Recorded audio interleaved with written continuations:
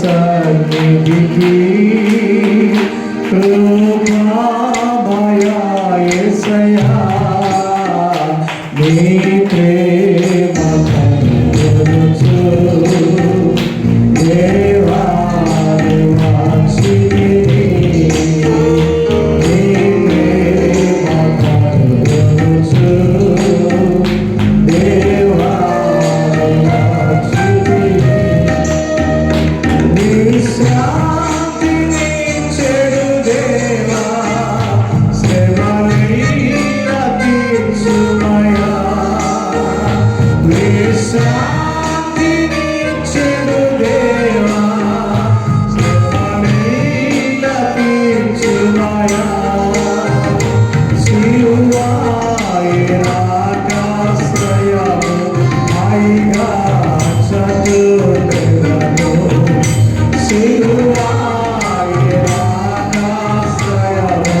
హాయిగా చదువులను నీ పాద సన్నిధికి కృపామయ యేసయ్యా నీ ప్రేమ కనుగొనుచు దేవాని వాంఛితిని నీ ప్రేమ కనుగొనుచు దేవాని వాంఛితిని ప్రార్థించువాంటివి ప్రభువా సంకట సమయములో ప్రార్థించువాంటివి ప్రభువా సంకట సమయములో దయచూపి నన్ను కరుణించి ప్రేమతో ఆదరించుమయా దయచూపి నన్ను కరుణించి ప్రేమతో ఆదరించుమయా నీ పాద సన్నిధికి కృపామయ యేసయ్యా నీ ప్రేమ కనుగొనుచు దేవాని వాంఛితిని నీ ప్రేమ కనుగొనుచు దేవాని వాంఛితిని. మా పరమ తండ్రి నీకు స్తోత్రం చెల్లిస్తున్నాం. నీ అనాదికాల సంకల్పమును బట్టి నీ కుమారుడైన యేసుక్రీస్తును రక్షించుకుని పరలోక కుటుంబముగా ఈ లోకంలో నడిపిస్తున్న నీకు స్తోత్రం.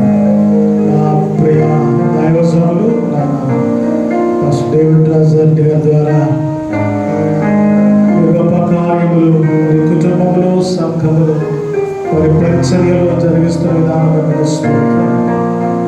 ఈ దినం నుండి రేపు ఎల్లుండి ప్రభువా ఆయన 3-4 రోజులు ఉపవాస ప్రార్థన కూడికలు దిద్దుబాటు కూటములు ఏర్పాటు చేయడానికి నీ దాసులకు ఇచ్చిన ప్రేరేపణ బట్టి స్తోత్రం తండ్రి. దాసుకు బలపరచండి, వారి కుటుంబాన్ని ఇంకా ఆశీర్వదించండి, సంఘం నాటికి అభివృద్ధి చేయండి, నూతనాత్మ రక్షించండి. ఈ ఉపవాస కూడికలలో ప్రభువా కుటుంబాల రక్షణ కొరకు ఆయన నశించిపోతున్న ఆత్మల కొరకు ప్రార్థన చేసే కృప దయచేయండి. ఈ పరిశుద్ధ గ్రంథం ద్వారా మేము ఎన్నో సంగతులు తలంచుతున్నాము తండ్రి. మోషే ఇశ్రాయేలీయుల ప్రజల రక్షణ కొరకై 40 దినాలు ఉపవాసాలు చేసి ఈ ఆజ్ఞలు తెచ్చాడు తండ్రి. ఎస్తేరు తన జాతిని రక్షించుకోవడానికి ఉపవాస ప్రార్థనలు చేసినట్టుగా ఈ లేఖనం తెలియపరుస్తుంది. అయా పౌలు శీల పౌలు బర్నబా దైవజనులు ఉపవాసం ఉండి అనేక ఆత్మరక్షణ కొరకు సంఘ స్థాపన కొరకు ఎన్నో కార్యాలు ఉపవాస ప్రార్థనల ద్వారా జరిగించారు ప్రభా. అలాగే ప్రభా ప్రేమిడలు ఉపవాస దీక్షలలో వారి కుటుంబంలోని బిడ్డలను రక్షించుమని ఈ రాకడ కొరకు ప్రతి విశ్వాసిని సిద్ధపరచుమని ప్రార్థన చేస్తున్నాం. ఈ రాత్రి ఈ కార్యక్రమంలో ఏకీభవిస్తున్న వారందరినీ చిన్నవారు పెద్దవారు యవనస్తులందరినీ చేతులకు అప్పగించుకుంటూ నాతో అందరితో మాట్లాడమని యేసు దివ్య నామమున అడుగుచున్నాను తండ్రి. అందరికీ ప్రభువైన యేసు క్రీస్తు పేట శుభములు కలుగును గాక. ప్రియులరా, మొదటిగా నన్ను ఈ ఉపవాస ప్రార్థన కూటానికి పిలిచిన దైవజనులు మరి డేవిడ్ రాజారెడ్డి గారికి ప్రత్యేకమైన కృతజ్ఞతలు. మరి కుటుంబానికి దేవుని కృప కలుగును గాక. దైవజనుడు మంచి క్రమశిక్షణ కలిగిన దైవజనుడు, దేవుని కొరకు విశ్వాసముతో ప్రయాసపడుతుంటున్న దైవజనుడు. దేవుడు మంచి తలాంతుగా మంచి తెలుగు భాష చక్కగా మాట్లాడడానికి, మంచి విషయాలు రాయడానికి మరి దేవుడు మంచి తలాంతులు మీ పాస్టర్ గారికి అనుగ్రహించారు. మేము ఎంతో సంతోషిస్తూ ఉంటాం ప్రతి విషయాన్ని నాతో మాట్లాడుతున్నప్పుడు. మరి రోజు నిజంగా అది కుమారుడు దేవుని సేవలో ఉండడం గొప్ప సంగతి. దేవునికి స్తోత్రం. ప్రత్యేకంగా వారి కుమార్తె మేరీ వర్తిని కదండి, వారిని సంసోన్ రెడ్డి గారిని వరరెడ్డి గారిని దేవుడు దీవించి మరి ఒక మంచి గర్భఫలము కుమారుణ్ణి వారికి అనుగ్రహించారు. విమోచనారెడ్డి గారు కదా, వివేచన. మరి అసలు అలా ఉయ్యాలలో ప్రభు సన్నిధిలో కూర్చోబెట్టడం నేను మంచి చూడలేదు. ఎప్పుడో నా చిన్నప్పుడు చూసుంటాను ఉపవాస కూటాల్లో. మరి మనవడు కూడా పాల్గొనడం అనేది చాలా సంతోషం. దేవునికి స్తోత్రం. నేను అక్కడ ఉయ్యాలు చూసి సౌండ్లకి ఎదిరిపోతాడేమో బెదిరిపోతాడేమో నేను బెదిరిపోతున్నాను ఇక్కడ. మరి ఎంత సమర్పణ కలిగిన దైవజనులు కుటుంబ సమేతముగా యెహోషువ పలికినట్లుగా నేను నా ఇంటి వారు యెహోవాను సేవించదమని ప్రభు ఎంతగానో ఆశీర్వదించి నడిపిస్తూ ఉన్నారు. సంఘముగా మీ బాధ్యత మరి ప్రభు యొక్క కార్యాలలోనూ దైవజనులు నేర్పుతున్న సత్యములోను విశ్వాసములోను మీరు కూడా సహకరించి ముందుకు సాగాలి. మరి అన్ని విషయాలు మరి విశ్వాసులతో చెప్పలేరు.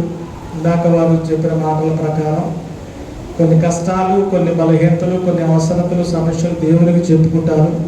అయినా మనుషులు కనుక మరి తోటి విశ్వాసులు కూడా మీ తండ్రి మీ ఇంటిలో బాధపడితే ఆ కుటుంబానికి ఎంత నష్టమో అలాగే సంఘ కాపరి మా ఆత్మీయ తండ్రి, నా తల్లిదండ్రులు బాగుంటే, దైవజనులు బాగుంటే మేము బాగుంటాం. ఈ కుటుంబమే పరలోక కుటుంబాన్ని నడిపిస్తున్నారు, ప్రతిసారి మాకు వాక్యమైన ఆహారం పెడుతున్నారు అనే జ్ఞానం మనకుండి మన ప్రార్థనలో వారిని ఎత్తిపట్టాలి. మనకు చేతనైన సహాయ సహకారాలు పరిచర్య వారికి అందించాలి. నేను ఒక సంఘాన్ని చూచాను చాలా పూర్వకాలం కిందట, దాదాపు 25 సంవత్సరాల కిందట. అక్కడికి వస్తున్న ప్రతి వాళ్ళు కూడా ఏ ప్రార్థన చేయమన్నా మొదటి దేవునికి స్తోత్రం ఉంటారు, రెండవది మా అయ్యగారిని మా అమ్మగారిని బిడ్డలను మీరు దీవించండి ప్రభు అని ప్రతి వాళ్ళు ప్రార్థన చేస్తారండి. నాకు చాలా ఆశ్చర్యం వేసింది. అక్కడ నేను బైబిల్ స్కూల్లో పాఠాలు చెప్పడానికి వెళ్ళాను. మరి గొప్ప సంగతి ఏంటంటే ఆ ప్రార్థనను బట్టి యోగుతో దేవుడు చెప్తాడు, నీ స్నేహితుల కొరకు నువ్వు ప్రార్థించలే. కానీ ఆ ప్రార్థనకు జవాబుగా స్నేహితులు దీవించబడడం లేదు. యోగు తన పూర్వస్థితి క్షేమం కంటే రెట్టింపు ఆశీర్వాదం చూచాడు. వాళ్ళు దైవజనుల కొరకు ప్రార్థన చేస్తుంటే ఇదేంటి ఆడపాస్టర్ గారే కదా రోజు చేయాలా? ఆదివారం ఆరాధనలో, శుక్రవారం బుధవారం స్త్రీల కూటాల్లో, ఉపవాస కూటాల్లో, శనివారం ప్రార్థనలో ప్రతిసారి పాస్టర్ గారి గురించి చేయాలా అనుకునేవాడిని అక్కడ కూర్చున్నప్పుడు. నిజంగా ప్రతి కుటుంబం ఇతర దేశాలకు పంపబడి ఆ గల్ఫ్ దేశాల్లో మేనేజర్లు, గొప్ప గొప్ప ఆఫీసుల్లో ఉద్యోగాలు చేస్తూ ప్రతి కుటుంబము సిరి సంపదలతో దీవించబడింది. నాకెంతో ఆశ్చర్యం వేసింది. కారణం ఏంటంటే వారు ఎప్పుడు కూడుకున్న మొట్టమొదట మా దైవజనుడు బాగుండాలి, మా దైవజనురాలు బాగుండాలని ప్రార్థన చేస్తారు. దేవునికి స్తోత్రం కలుగుగా. హల్లెలూయా. మీరు కూడా మరి మంచి విశ్వాసులని తలుస్తున్నాను. మరి ఆయా సమయాల్లో నేను మీ మధ్యకి రావడం జరుగుతుంది. ఏదేమైనప్పటికీ ఈ ఉపవాస కూటాల్లో మొదటి రాత్రి ప్రభు సన్నిధిలో గడపడానికి, ఈ పరిచర్య వాక్య పరిచర్య చేయడానికి ప్రభు నాకు ఇచ్చిన తరుణాన్ని బట్టి దేవుని స్తుతిస్తున్నాను. వాక్యాన్ని చదువుకుందాము. రూతు గ్రంథము 2వ అధ్యాయము 12వ వచనం. బైబిల్ వారు చూడండి, మిగతా వారందరూ కూడా శ్రద్ధగా తెలుసా ఆలకించండి. యెహోవా నీవు చేసిన దానికి ప్రతిఫలమిచ్చును. ఇశ్రాయేలీల దేవుడైన యెహోవా రెక్కల క్రింద సురక్షితముగా ఉన్నట్లు నీవు వచ్చితివి. ఆయన నీకు సంపూర్ణమైన బహుమానమిచ్చును అని ఆమెకు ఉత్తరమిచ్చును. దేవునికి మహిమ కలుగునుగాక. అలాగే రెండవ మాటను కూడా మనం చదువుకుందాం. 3వ అధ్యాయము అదే గ్రంథము, ఋతు గ్రంథము 3వ అధ్యాయము 10వ వచనాన్ని చూద్దాం. అతడు నా కుమారి, యెహోవా చేత నీవు దీవెనను వినదానవు, కొద్దివారినే గాని గొప్పవారినే గాని యవనస్తులను నీవు వెంబడింపక ఉండుట వలన నీ మునుపటి సత్ప్రవర్తన కంటే వెనుకటి సత్ప్రవర్తన మరి ఎక్కువైనది. కాబట్టి నా కుమారి భయపడకము, చేసేదను. దేవునికి స్తోత్రం. హల్లెలూయా. నా కుమారి యెహోవా చేత నీవు దీవెన నొందినదాన. మొదటి వచనం మనం చదువుకున్న 2:12లో యెహోవా నీకు చేసిన దానికి ప్రతిఫలం ఇచ్చును. ఇశ్రాయేలీల దేవుడైన యెహోవా రెక్కల క్రింద సురక్షితముగా ఉండునట్లు నీవు వచ్చితివి. ఆయన నీకు సంపూర్ణమైన. ఈ రాత్రి ప్రభు సన్నిధికి వచ్చి వారికి ఆయన ప్రతిఫలం ఇచ్చేవాడని, బహుమానం ఇచ్చేవాడని, ఎవరిని ఆయన త్రోసివేసేవాడు కాదని, ప్రతి వారికి ఆయన మేలు చేయవాడని ఈ వాక్యం ద్వారా మనము నేర్చుకోబోతున్నాం. దేవునికి స్తోత్రం. సంపూర్ణ బహుమానం. ఏ బహుమానమట? మానవ జీవితంలో సంపూర్ణత అనేది కావాలి. ప్రతి వారు కూడా బయట మనం అప్పుడప్పుడు కొంతమంది నోట వింటుంటాం, నా జన్మ ధన్యమైంది, నా జన్మ సార్థకమైంది అన్న మాటలు వింటుంటాం. అంటే అర్థం ఏంటంటే ఒకరు తమ జీవితంలో సమస్తాన్ని నెరవేర్చుకుని సంపూర్ణంగా బ్రతికారు అని అర్థం. ఏది అర్థాంతరంగా విడిచిపోకుండా, ఏది అవమానకరంగా జీవితం ముగిసిపోకుండా సంపూర్ణమైన ఆశీర్వాదకరమైన జీవితం వారు జీవించారు అని. పిల్ల పాపలతో సంపూర్ణంగా ఆయురారోగ్యాలతో ఆశీర్వాదంగా ఉండండి అని దీవిస్తారు చూసారా. అలాంటి దీవెన మనుషుల వలన కలగదు కానీ దేవుని వలన మాత్రమే కలుగుతుంది. దేవునికి స్తోత్రం. యాకోబు రాసిన పత్రిక 1వ అధ్యాయము 12వ వచనములో శ్రేష్టమైన ప్రతి ఇవియు సంపూర్ణమైన ప్రతి వరమును జ్యోతిర్మయుడగు దేవుడైన తండ్రి యొద్ద నుండి మనకు వస్తున్నాయి అని రాశాడు. హల్లెలూయా. సంపూర్ణమైన జీవితం, వరము, దీవెన, వరము, శ్రేష్టమైన ఈవులు మనకు జ్యోతిర్మయుడగు తండ్రి. జ్యోతిర్మయుడు అంటే ఫాదర్ ఆఫ్ లైట్స్, జ్యోతులకు తండ్రి. మన ప్రాణము, మన ఆత్మ యెహోవా పెట్టిన ఒక జ్యోతి లేక దీపం. మన ఆత్మలకు తండ్రి అయిన దేవుని నుండి ఈ జీవితానికి కావలసిన శ్రేష్టమైన ఆశీర్వాదాలు వస్తున్నాయి. కనుక దేవుడే ఆశీర్వదించేవాడు, దేవుడే సంపూర్ణ జీవితం ఇచ్చేవాడు. మనము సంపూర్ణమైన జీవితంలోకి వెళ్ళడానికి ప్రయాసపడాలి. యేసు ప్రభువారు మత్తయి సువార్త 5వ అధ్యాయం ఆఖరి వచనంలో ఉన్నాడు, మీ పరలోకపు తండ్రి పరిపూర్ణుడు గనుక మీరు పరిపూర్ణులు కావాలి. హల్లెలూయా, హల్లెలూయా. అపోస్తలుడైన పౌలు దైవజనుడు ఎఫెసీ పత్రిక 4వ అధ్యాయము 12వ వచనంలో అంటాడు, పరిశుద్ధులు సంపూర్ణులగునట్లు, పరిచర్య ధర్మము జరుగునట్లు దేవుడు ఏం చేశాడు? సంఘము క్షమాభివృద్ధి చెందినట్లు కొందరిని అపోస్తలులుగాను, కొందరిని కాపరులుగాను, కొందరిని స్వార్థికులుగాను, ప్రవక్తలుగాను, ఉపదేశకులుగా నియమించాడు. మనము దేవుని బిడ్డలను, భయభక్తులు కలిగిన విశ్వాసులైన వారు కూడా సంపూర్ణులు కావాలి అని దేవుని ఉద్దేశం. హల్లెలూయా. నీ జీవితం, నీ కుటుంబం సంపూర్ణమైన ఆశీర్వాదాలు పొందాలి, సంపూర్ణమైన జీవితం సార్థకం చేయబడాలి. ఎబ్రీ పత్రిక 4వ అధ్యాయంలో 2వ వచనంలో ఒక మాట ఏంటంటే, మనము క్రీస్తులో సంపూర్ణులమగుటకు సాగిపోవాలట. ఎలా సాగిపోవాలి? అసంపూర్ణంగా కాదు. చూడండి, ఎవరైనా ఆహారం తింటున్నారనుకోండి, ఎవరి సగం తింటారా, పూర్తిగా తింటారా? ఏమండి, ఒకవేళ సగమే తిన్నారనుకోండి, ఎవరితోనైనా మాట్లాడినప్పుడు ఏం తిన్నానులే, సరిగా భోజనమే కొంచెం తిన్నా కూడా ఏమంటామంటే సరిగా భోజనమే, అర్ధాకలిగా ఉన్నాను, అసలు భోజనమే చేయలేదు అంటాం. కానీ పూర్తిగా తిన్నప్పుడే వారికి ఆ సృష్టి అనేది తెలుస్తూ ఉంది. జీవితంలో ప్రతి కార్యము సంపూర్ణంగా జరగాలి అంటే మనకు అట్టి ఆశీర్వాదము దేవుని యొద్ద నుండి మాత్రమే వస్తుంది. మనుషులను నమ్ముకున్న కంటే యెహోవాను ఆశ్రయించుట మేలు. మనుషులు ఇది చేస్తాను అంటారు, ఒకవేళ చేయలేకపోవచ్చు.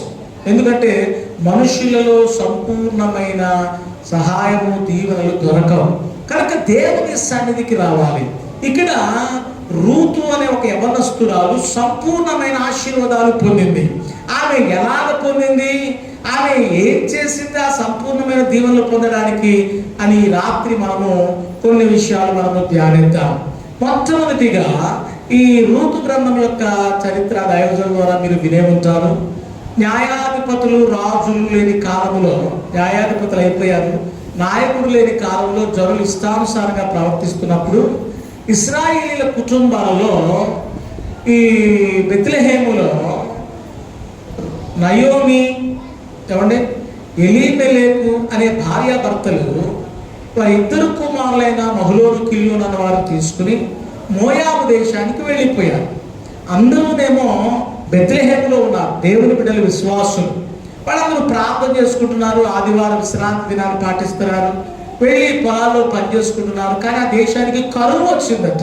ఏమొచ్చిందంటే అన్ని కుటుంబాలు కరువులో బాధపడుతున్నాయి. సన్నిధికి వస్తున్నారు, ఉపవాస ప్రార్థన చేస్తున్నారు.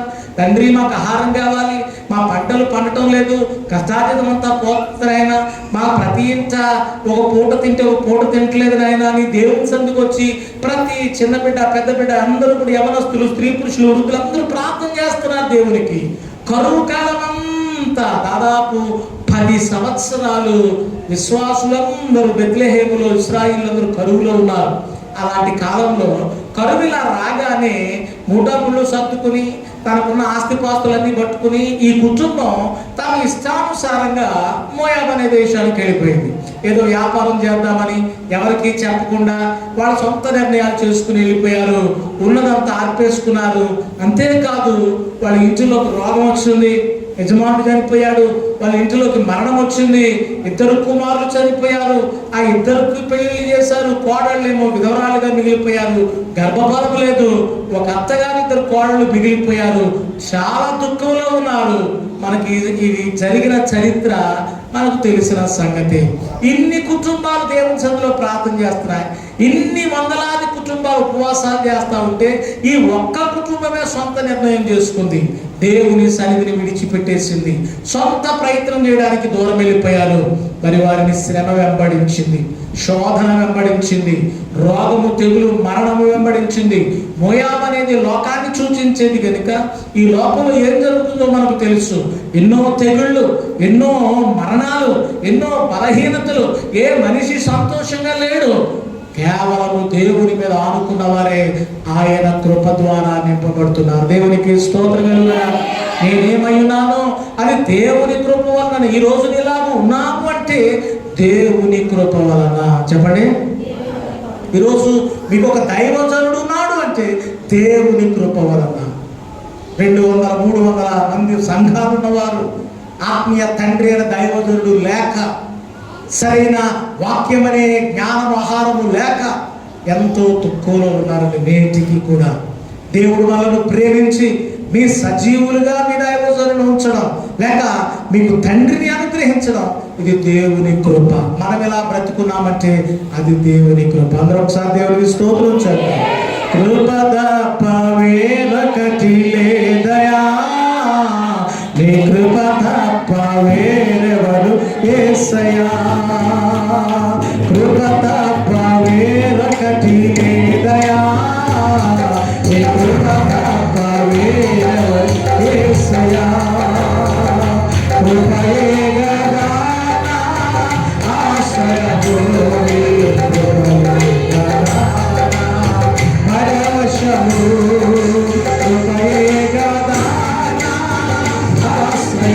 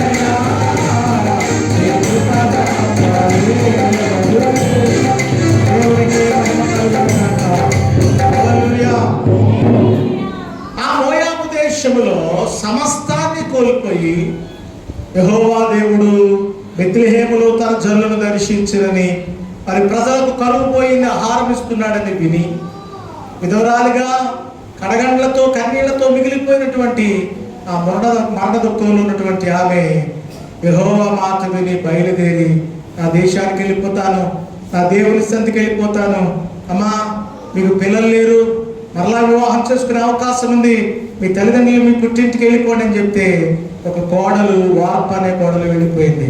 కానీ రూతు అనేటువంటి యవనస్తురాలు ఈ 10 సంవత్సరాల జీవితంలో ఈ కుటుంబంలో నయోమి ప్రార్థన, ధర్మశాస్త్రము యొక్క జ్ఞానము, ఆ ధ్యానము, ఈమెను నిజమైన దేవుడు బెత్లెహేములో ఉన్నాడు, నేను ఈ కుటుంబంలో కలిశాను గనుక ఆ దేవుని సన్నిధికి వెళితే తప్పక దీవించబడతాను అని ఈమె తెలుసుకుంది. ధర్మశాస్త్రమును గురించిన జ్ఞానము తెలుసుకుంది. మనము ప్రార్థన చేసే కంటే ముందు దేవుని మాట మనము విని ప్రార్థన చేస్తే అప్పుడు మన ప్రార్థన అంగీకరించబడుతుంది. సొలొమోను చెప్తాడు వచనంలో, ధర్మశాస్త్రము వినకుండా చెవి తొలగించుకుని ప్రార్థన చేస్తే ఆ ప్రార్థన దేవునికి ఇష్టము కాదట. ఈమె కడగండ్లు, కన్నీళ్లు, బాధలు, దుఃఖాలని చూస్తూ ఉంది కానీ ఆమెను ఏమాత్రము కూడా నీ దేవుడు ఏం గొప్పవాడు, నిన్ను ఇలా చేశాడని ఎప్పుడు అనలేదు. కానీ దేవునిలోని సత్యాన్ని తెలుసుకుని నీవు రావద్దని అన్నా కూడా నేను నీ కూడా వస్తాను అంత, ఆ బెత్లెహేములో నీ దేవుని సన్నిధిలో నేను దీవించబడాలని కోరుకుంటున్నానని ఒక మంచి తీర్మానం చేసుకుంది. ఈమె సంపూర్ణ బహుమానము దేవుని నుండి పొందాలి అని కోరుకుంటుంది. హల్లెలూయా. తన భర్త పోయాడనే దిగులు కంటే సర్వ సృష్టికి యజమానుడైన దేవుడే నాకు భర్త, ఆయన నా జీవితాన్ని పోషిస్తాడు, మనుషుల మధ్యలో మాయమైపోయిన నా దేవుడు నిరంతరం తరతరాలు ఉంటాడని ఆమె మీద బలమైన విశ్వాసం. దేవునికి స్తోత్రం. హల్లెలూయా. ఆమె ఆ విశ్వాసముతో ప్రయాణం చేస్తా ఉంది. ఈమె కొన్ని లక్షణాలు కలిగి ఉంది, అవి ఆమె సంపూర్ణ బహుమానానికి దారి తీశాయి. ఈ రాత్రి ఈ ఉపవాస కూటాల్లో ప్రార్థన చేసే నీవు దేవుని నుండి అట్టి ఆశీర్వాదాలు పొందాలి అంటే నీవు కూడా ఈ ఋతువులే కొన్ని నిర్ణయాలు, కొన్ని లక్షణాలు కలిగి ఉండాలి. నేను క్లుప్తంగా టూకీగా చెప్పుకుంటూ పోతాను. మొట్టమొదట విషయము, ఈమె విశ్వాస ప్రమాణము చేసుకుంది. చెప్పండి, విశ్వాస ప్రమాణము చేసుకుంది. మొదటి అధ్యాయము 16వ వచనము,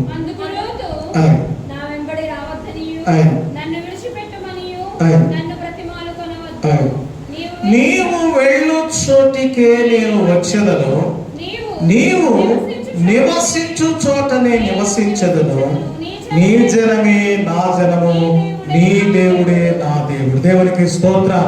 ఇది ఒక మంచి విశ్వాస ప్రమాణం. దేవుని సన్నిధికి వెళ్ళే ముందు మనము విశ్వాసము కలిగి ఉండాలి. ఎబ్రీ పత్రిక 11:4 ఉంది, దేవుని యొద్దకు వచ్చువాడు ఆయన ఉన్నాడనియు తను వెదకు వారికి ఫలము దయచేయడని నమ్మాలి కదా. ఇది దేవుని సన్నిధి, ఇది దేవుని ఇల్లు, ఇక్కడ దేవుడు ఉన్నాడు. దైవజనులు దేవుని మాట మాకు చెప్తున్నారు, దైవజనులు మమ్మల్ని భక్తిలో నడిపిస్తున్నారు, సత్యములో నడిపిస్తున్నారనే భయభక్తులు నీకు కలిగి ఉంటే ఈ ఉన్న చోటనే సంపూర్ణమైన బహుమానం నీకు దొరుకుతుంది. దేవునికి స్తోత్రం. హల్లెలూయా. వట్టిగా దేవుని సన్నిధికి వచ్చి నీవు సంపూర్ణమైన ఆశీర్వాదంతో నీవు తిరిగి వెళ్తావు, వట్టి చేతులతో తిరిగి వెళ్ళావు. ఈమె బెత్లెహేమునకు బయలుదేరే ముందే తన అత్తతో ఒక విశ్వాస ప్రమాణం చేసింది. నీవు వెళ్ళు చోటికే నేను వస్తాను, నీవు ఎక్కడ ఉంటావో నివసిస్తావో నేను అక్కడ నివసిస్తాను, నీ జనమే నా జనము, నీ దేవుడే. ఇంటి పేరు మారుతుంది వివాహం చేశాక ఆ యొక్క ఆడపిల్లకి. అప్పుడు ఏ ఇంటికి సంబంధించిన పిల్ల అవుతుంది? ఆ భర్త ఇంటికి సంబంధించిన. ఈమె భర్త చనిపోయాడు కనుక నేను వేరే పెళ్లి చేసుకుందామని ఆలోచన ఈమెకి ఎంతమంది చెప్పినా వెళ్ళిపోయిన వార్పలాగా ఆలోచించలే. కుటుంబంలో దేవుడు కలిపాడు. ప్రమాదవశాత్తు భర్త చనిపోయాడు, మరి దేవుడు ఒక బంధం నాకు ఇచ్చినప్పుడు వీళ్ళ జనాంగం, వీళ్ళ బంధువులు నా బంధువులు అవుతారు. వీరి ఇంటి పేరు నేను తగిలించుకున్నాను, నేను ఎక్కడికి వెళ్ళినా నీ భర్త పేరు ఏంటని అడుగుతారు. నా ఇంటి పేరు ఏంది కనుక, ఇంటి వారిది కనుక వీళ్ళ బంధువులే నా బంధువులు, వీళ్ళ దేవుడే నా దేవుడుగా ఉండాలి, వీళ్ళతో నేను కలవాలని శాశ్వతమైన ఆలోచన, ఒక దీవెన కొరకు శాశ్వతమైన ఆలోచన చేసుకుంది కనుక ఈమె బైబిల్లోనూ చరిత్రలోనూ మంచి స్థానం సంపాదించుకుంది. దేవునికి స్తోత్రం. ఆ వార్త యొక్క చరిత్ర ఇంకా తెలియలేదు. ఈమెకు కూడా మంచి ఆస్తిపరులైన తల్లిదండ్రులు, అన్నదమ్ములు, అక్కచెల్లెలు ఉన్నారు. కానీ జీవము గల దేవుడు గొప్పవాడని తెలుసుకుని ఈమె తన అత్తతో ప్రయాణం చేస్తుంది. ఎక్కడికి? దేవుని సన్నిధి. విశ్వాస ప్రమాణం. నీ జనమే నాది. ఆ జనాన్ని ఇక చూడలే, ఆ బంధువుని చూడలే. మీరు పరిచయం చేయకపోయినా అత్త, నేనే వెళ్ళి పరిచయం చేసుకుంటాను. అలానా నయోమి కోళ్ళని నేను అందరికీ చెప్పుకుంటాను, నేనే నలుగురిలో కలివిడిగా తిరుగుతాను అని ఎంత ఆ భవిష్యత్తు మీద ఆలోచన ఉందో చూడండి. తరతరములకు నేను నా కుటుంబము దీవించబడాలి అనే ఆలోచన ఈమెకు ఉండిపోయింది. ఈ దీవెన దేవుడే ఇవ్వగలడు. హల్లెలూయా. కనుక నీవు వెళ్ళు చోటికే వస్తాను, నువ్వు ఎక్కడ ఉంటావో అక్కడే నేను. ఉపవాస కూటాలు నుండి మా చిన్నతనంలో 3 రోజులు ఉపవాస కూటాలు దైవజనులు పెట్టారు అంటే విశ్వాసులు ఎలా వచ్చేవారు తెలుసా? ప్రతి వాళ్ళు సంచుల్లో దుప్పటి, 2 జతల బట్టలు, టవలు, సబ్బు, పేస్ట్ అన్నీ పెట్టుకుని వచ్చేసేవారు. ఇక అలా కూర్చుని 3 రోజులు అక్కడే ఉండిపోయేవారు దేవాలయంలో. బయటికి వెళ్ళి ఏదో విశ్వాస దగ్గరలో ఉన్న ఇంటికి వెళ్ళిపోయి ఆ కాలకృత్యాలు తెచ్చుకుని మళ్ళా వచ్చేసేవారు. వండుకోవడం లేదు, తినటం లేదు. ఉపవాసం, ప్రతిదీ ప్రార్థన వాక్యం, ఉపవాసం, ప్రార్థన వాక్యం, ఉపవాసం, తెల్లవాళ్ళు 3 రోజులు. అలాంటి భక్తి వల్ల దేవుని దర్శనాలు, దేవుని వరాలు, దేవుని కార్యాలు జరిగేవి. ఇప్పుడున్న భక్తి ఏంటంటే నడమంత్రపు భక్తి. ఏమవుతుండే, నేను ఇలా చేస్తే దేవుడు నాకేమిస్తాడు, వ్యాపారం, దేవునితో. ఈ భక్తి మంచి భక్తి కాదు. ఒక కట్టుదిట్టమైనటువంటి ప్రమాణం మనకు కావాలి. నేను దేవుని సన్నిధికి వెళ్ళాను, నన్ను దేవుడు ఎంతవరకు నేను ప్రార్థన చేయడం చేస్తాను, ఎంతవరకు దేవుడు మాట్లాడతాడో నేను వింటాను. ఆయన దర్శనం చూస్తేనే కానీ, ఆయన కార్యం చేస్తేనే కానీ, నా ప్రార్థన ఫలిస్తేనే కానీ నేను దేవుని సన్నిధిని విడిచిపెట్టను అనేవారు. దేవునికి స్తోత్రం. హల్లెలూయా. అలా ఆశీర్వదింపబడినారు ఎన్నో కుటుంబాలు పూర్వకాలంలో భక్తులుగా ఉన్నారు. దేవునికి స్తోత్రం. పిల్లరా, మరొకసారి ఈ మాటలు మనం జ్ఞాపకం చేసుకున్నాం. విశ్వాస ప్రమాణం. దేవుని దగ్గరికి వచ్చే వారికి ఏం కావాలి? ఈమె సంపూర్ణ బహుమానం పొందడానికి. ఒక బోయజ్ అనే రైతు చెప్తున్నాడు, దేవుడు నీకు సంపూర్ణ బహుమానం ఇస్తాడు, యెహోవా చేత నీవు దీవెన నొందిన దానవు. ఈ రాత్రి దేవుడు నీతో నాతో కూడా మాట్లాడుతున్నాడు. ఈ విశ్వాస ప్రమాణము నీలో ఉంటే నీవు కూడా ఆయన సంపూర్ణ దీవెనలకు పాత్రుడు అవుతావు. దేవునికి స్తోత్రం. రెండవదిగా యెహోవా రెక్కల క్రింద సురక్షితముగా ఉండునట్లు వచ్చింది. ఎక్కడికి వచ్చిందట? యెహోవా రెక్కల క్రింద. హల్లెలూయా. రెక్కల క్రింద ఉన్న కోడి పిల్లను ఏ గెద్దైనా, ఏ శత్రువైనా ఏమైనా చేయగలదా? దేవుడు అంటాడు, యెరూషలేమా యెరూషలేమా, కోడి రెక్కలను చాపి పిలిచినట్లుగా నిన్ను పిలుస్తున్నాను రమ్మని, కానీ నువ్వు రావటం లేదు. కాబట్టి ఆ కోడి పిల్లలు ఆ గుడ్లు పెట్టి ఆ గంప మీద కోడి పొదిగితే పిల్లలు వచ్చేవి. దాదాపు 21 రోజులంతా ఉంచేవారు. ఆ పిల్లలన్నిటినీ తీసుకుని ఆహారానికి లేదు. కానీ ఒకసారి రెక్కలు చాపగానే పిల్లలన్నీ రెక్కల కిందకి దూరిపోయి. ఇది ఎందుకు అలాగా పిలిచి చాపేదంటే పైన అంటే ఆ గద్ద తిరుగుతూ ఉండేది పిల్లని తిప్పుకోవడం. ఒక్కో పిల్లంట పెడరెక్కల పిల్ల అంట. ఏ పిల్ల అది? ఆ పెట్ట మీద తింటా పురుగుల్ని ఇది కుక్క అని ఎంతసేపు తల్లి మొర్రపెట్టినా రామ్మ రెక్కల కిందకి రామ్మ అంటుంటే, ఇవే నీకేం తెలుసు, నాకు ఇక్కడ మంచి నాన్ వెజిటేరియన్ ఉంది, ఇక్కడ నాకు మంచి గుడ్డు ఉంది, తిరుగుతున్నాను, ముసల్దానాన్ని అలాగే పిలుపుతామని అక్కడే పూడ్చుకుంటున్నాను. దానికి తెలియని సంగతి ఏంటంటే రెక్కల క్రింద ఉన్నవి సురక్షితంగా ఉన్నాయి, అది రెక్కల బయట ఉంది శత్రువుకి దగ్గరగా. తిరిగి వచ్చి ఒకసారి గోళ్ళతో గుచ్చి పట్టుకుని పోతా ఉంటే అరుతుందట. అమ్మాయి అమ్మాయి అమ్మాయి అని అరుతుందట. ఎప్పుడు బయట తీసుకెళ్ళాడు. అది ఊరికే తీసుకెళ్ళట్లేదు, గోళ్ళు కడుపులో గుచ్చేస్తుంది. ఎంత కేకేసినా కూడా తల్లికి అందుబాటులో లేదని, ఇక సాతానుకు అందుబాటులోకి వెళ్ళిపోయింది. దైవజనుడు పిలుస్తున్నాడు, ప్రార్థనలు జరుగుతున్నాయి, రండమ్మా ఇగో మీకోసమే ఈ రక్షణ కూటాలు లేక ఉపవాస కూటాలు దిద్దుబాటు కూటాలు పిలుస్తుంటే కొంతమందికి పెడ చెవిన పెట్టినట్టుగా ఉంటుంది, నిర్లక్ష్య ధోరణి ఉంటుంది. అది చెట్టు మీద కొమ్మ మీద పెట్టుకున్నట్ట పొడవైన ముక్కుతోటి ఒక్కొక్క పోటు పొడిసి పేరు లాగుతుంటుంది తినటానికి. లాగు అయ్యి మన కేకలు, అమ్మోయ్ భరించలేకపోతున్నారు బాబోయ్ అమ్మోయ్ అంటే ఏ అమ్మ కానొస్తుంది, ఇంకా ఏ అబ్బ కానొస్తాడు. దేవునికి స్తోత్రం. శత్రువు రెక్కల కిందకి వెళ్ళిపోయిన వాళ్ళు తల్లి రెక్కల కింద ఉండలేదు. ఈమె పాపాన్ని సూచించే, లోకాన్ని సూచించే మోయాబు దేశము నుండి యెహోవా రెక్కల క్రిందకు, బెత్లెహేము దేవుని సన్నిధి గల ఆ రెక్కల క్రిందకు వచ్చింది. హల్లెలూయా. మోయగనే రైతు అంటున్నాడు, నీవు యెహోవా రెక్కల క్రింద సురక్షితముగా ఉండడానికి వచ్చావు. హల్లెలూయా. ఎవరు దేవుని రెక్కల క్రిందకు వస్తారో వారికి ఆశ్రయం కలుగుతుంది. 92వ కీర్తనలో 3వ వచనం చెప్తాం, ఆయన చదువుతాం, ఆయన రెక్కలతో నిన్ను కప్పును, ఆయన రెక్కల క్రింద నీకు ఆశ్రయము కలుగును. హల్లెలూయా. తన రెక్కలతో దేవుడు మనల్ని కప్పుతాడు. సన్నిధిలో ఉంటే మనలకు ఆశ్రయము కలుగు చేస్తాడు. తన రెక్కల క్రింద ఉన్న వారి గురించి ఆయన ఆలోచన చేస్తాడు. తన ప్రణాళిక వారి పట్ల నెరవేరుస్తాడు. హల్లెలూయా, హల్లెలూయా. రెండవది, దేవుని సన్నిధికి రావాలి. వచ్చే ముందు విశ్వాస ప్రమాణం చేయాలి, దేవునితో సరైన ప్రమాణం చేయాలి. ఏ ప్రమాణం చెప్పండి? మా ఇంటికాడ మా దేవుడు, మీ ఇంటికాడ మీ దేవుడు అందా ఆమె? చెప్పండి. మీ దేవుడే.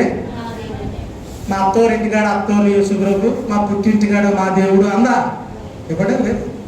నీతో వస్తాను, నీతోనే ఉంటాను, నీతోనే సరిపోతాను. అవసరమైతే నీ దేవుడే. మనం ఎక్కడికి వెళ్ళినా నా దేవుడు యేసు అని చెప్పడానికి మనం సిగ్గుపడకూడదు. హల్లెలూయా, హల్లెలూయా. నా ప్రభువు నా రక్షకుడని చెప్పడానికి మనం తలదించుకోకూడదు. ఆయన మన కొరకు ప్రాణం పెట్టినవాడు. అలాంటి త్యాగము ఎవరూ చేయలేదు. దేవునికి స్తోత్రం కలుగుగా. హల్లెలూయా. మూడవదిగా, ఈమె కష్టించి పని చేస్తా ఉంది. చెప్పండి, కష్టించి. అందుకే అక్కడ ఆయన బోయజు అంటాడు, ఆ రైతు, నీవు చేసిన దానికి దేవుడు ప్రతిఫలం ఇచ్చును. నీవు చేసిన దానికి దేవుడు ఏమిస్తాడు? దేవుని బిడ్డలు కళ్ళు మూసుకుని కూర్చుంటే ఆశీర్వాదం రాదు. ప్రార్థన చేసి సన్నిధికి వచ్చి విశ్వాసంతో ఉండి మనం ఏం చేయాలంటే మన పని మనము, దేవునికి ఏ పని ఇచ్చాడు? ఒక ఉద్యోగమా, ఒక వ్యాపారమా, ఒక చిన్నపాటి ఒక పరిశ్రమ, నీకు దేవుడు ఏమి ఇచ్చాడో ఆ పనిలో నువ్వు నమ్మకంగా ఉండాలి. హల్లెలూయా. ఈమె భక్తులు రాగానే అందరూ చూసి నయోమిని కాస్త గుర్తుపెట్టి ఇలా పాడైపోయేటమ్మా, ఏదో దేశం వెళ్తానంటున్నావు, దూరానికి వెళ్తే బాగా సంపాదించుకోవద్దాం అనుకున్నాం అంటే ఆవిడంది, నేను అన్ని సమృద్ధిగా పట్టుకెళ్ళాను, అన్ని పోగొట్టుకుని దిక్తురాలిగా వచ్చాను, నన్ను నయోమి అనకండి, మారా చేదు అని పిల్లండి అని ఏడుస్తూ మొదలెట్టింది. అప్పుడు దేవుని బిడ్డలు ఆదరించారండి. మేము ఆహారం పెడతాం, నాకు ఎవరు లేరు అని అనుకోకు, మేమందరం కుటుంబం, మనమందరం దేవుని బిడ్డలం, పరలోక కుటుంబం అని రోజు ఎవరో ఒకరు భోజనం పెట్టడం, ఎవరో ఒకరు టిఫిన్ తేయడం, ఎవరో ఒకరు సహాయం చేయడం, అలాగా కుటుంబాన్ని ఆదరించారండి. లోకములో ఉన్నవారు ఆదరించరు. మన దగ్గర తినేసుకోవడానికి వస్తారు కానీ దేవుని బిడ్డలు ఆదరిస్తారు. చెప్పండి, దేవుని బిడ్డలు. దేవుని కుటుంబానికి నీ లోకంలో ఉన్న కుటుంబానికి తేడా అదే. కనుక మనము బెత్లెహేములో ఉన్న ఈ బిడ్డల దగ్గర ఆలోచన చేస్తే, కొత్తగా వచ్చారు, ఇల్లు లేదు ఏమి లేదు, అన్ని అమ్మేసుకుని వెళ్ళిపోయారు. ఒకటి ఉంటే అప్పుల్లో పెట్టేసి పోయారు. వాళ్ళు వ్యాపారం చేసి అక్కడ డెవలప్ అయిపోదాం అనుకున్నారు, అనుకున్న తోట అయిందోటి. ఏమండి, తీరా వచ్చేటప్పటికి ఏమీ లేని వారం అయిపోయామని ఏడుస్తూ ఉంది. వాళ్ళందరూ ఆదరించిన వారు అలా భోజనం పెడతా ఉంటే, మంచి సహవాసం సన్నిధి తీసుకెళ్తా ఉంటే, ఆ బాధ మరిపించడానికి ప్రయత్నం చేస్తూ ఉంటే, ఒకరోజు యవనస్తురాలు రూత్ అంది, ఆమె కోడలు అంది, అత్త, నేను ఎంతకాలం ఇలా ఆళ్ళ ఏళ్ళు పెట్టిన దాన్ని మేము బతుకుతాం? పేదోళ్ళు, నిరుపేదలు, విధవరాండ్రులు ఆ యజమానుల పొలంలో పరిగెరుకు వచ్చాను ఉంది కదా ధర్మశాస్త్రంలో. నేను పరదేశిని కదా, విధవరాలు కదా, నేను వెళ్ళి ఎవరి పొలంలోనన్నా పరిగెరుకుని వస్తాను, ఆహారం తెస్తాను, ఆ గింజలు నువ్వు కాస్త గంజిగాయి అన్నంగాయి మనం కలిసి తిని ఉందాం, నువ్వు ఇంటి దగ్గర పని చేసుకుని నేను పొలానికి వెళ్తాను అంది యవనస్తురా. ఈ ధర్మశాస్త్రం తెలుసు కనుక తన అత్త అనుమతి అడిగి వెళ్ళింది. అక్కడ పొలంలో కూడా వెళ్ళిన పొలం కూడా దేవుడే ఆమె నడిపించాడు. మంచి విశ్వాసంతో వచ్చింది కనుక తన సమీప బంధువు పొలంలోకి పంపాడు. అక్కడ మేస్త్రి ఉన్నాడు, ఆయన్ని కూడా అడిగింది. ఆ 2వ అధ్యాయంలో మనం చదువుతాం విషయాలు. అయ్యా నేను పరిగెరుకుంటాను ఈ చేరుకోయి వారు వెనకాలంటే, అమ్మ అలాగే నీ గురించి విన్నాము, యజమానుడు వస్తాడు, అయినా నువ్వు కావలసినంత తీసుకో, పరదేశులకు దీనులకు మేము ఇస్తాము. అక్కడ ఒక రూల్ ఏంటంటే దేవుని బిడ్డలు ఏది కూడా పూర్తిగా అయిపోయేలాగా చూడరు, కానీ ఎంతో కొంత అర్పణగా దేవునికి, కొంత పేదోళ్ళకి సహాయంగా చేస్తారు. పూర్తిగా స్వార్థంగా వాళ్ళే ప్రతిదీ తీసేసుకోరు, తప్పనిసరిగా దీనులకు పేదలకు సహాయం చేస్తారు. కనుక ధర్మశాస్త్రాన్ని బట్టి ఆయన పొలంలోకి వెళ్ళింది. అక్కడ పరిగెడుకుంటూ బోయలు వచ్చాడు, ఎవరి అమ్మాయి అని అడిగితే ఈ మేస్త్రి విషయాలన్నీ చెప్తున్నాడు. అలా నయోమి కోళ్ళండి మోయాబు దేశం నుండి వచ్చిందని చెప్తూ ఉదయకాలము మొదలుకొని, ఎప్పుడట చూడండి ఆ వాక్యాలు ఒక్కసారి చూద్దాం. 2వ అధ్యాయము 6వ వచనం నుండి చూడండి. ఆ పనివాడు, ఆ మేస్త్రి మోయాబు దేశము నుండి నయోమితో కూడా తిరిగి వచ్చిన మోయాబీరాలైన యవనురాలు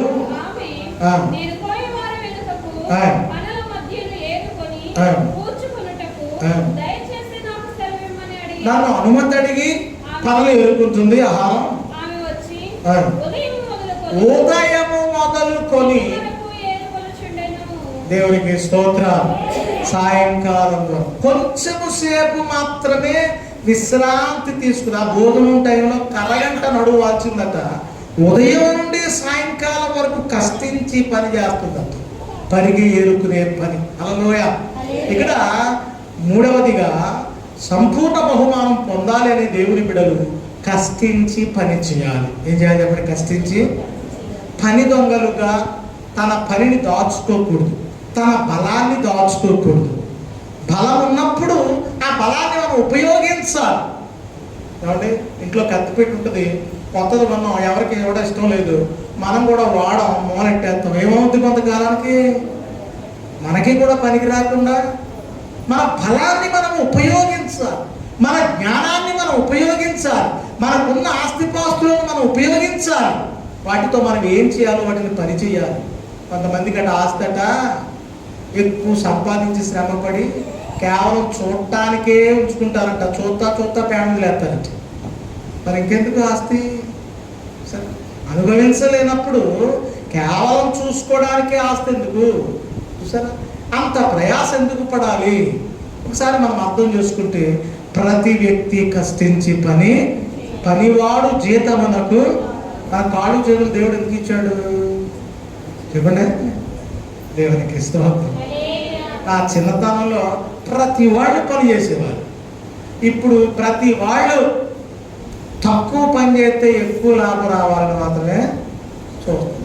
అప్పుడు ఎక్కువ పని చేస్తే తక్కువ జీతం ఇచ్చేవారు. ఇప్పుడు తక్కువ పని చేసి ఎక్కువ సంపాదించాలని చూస్తున్నారు. ఆఖరికి ప్రార్థనకి వెళ్దాం రండమంటే ఆటో ఇట్టారండి అయ్యారు అని అడుగుతున్నారు. ఏమిటారా?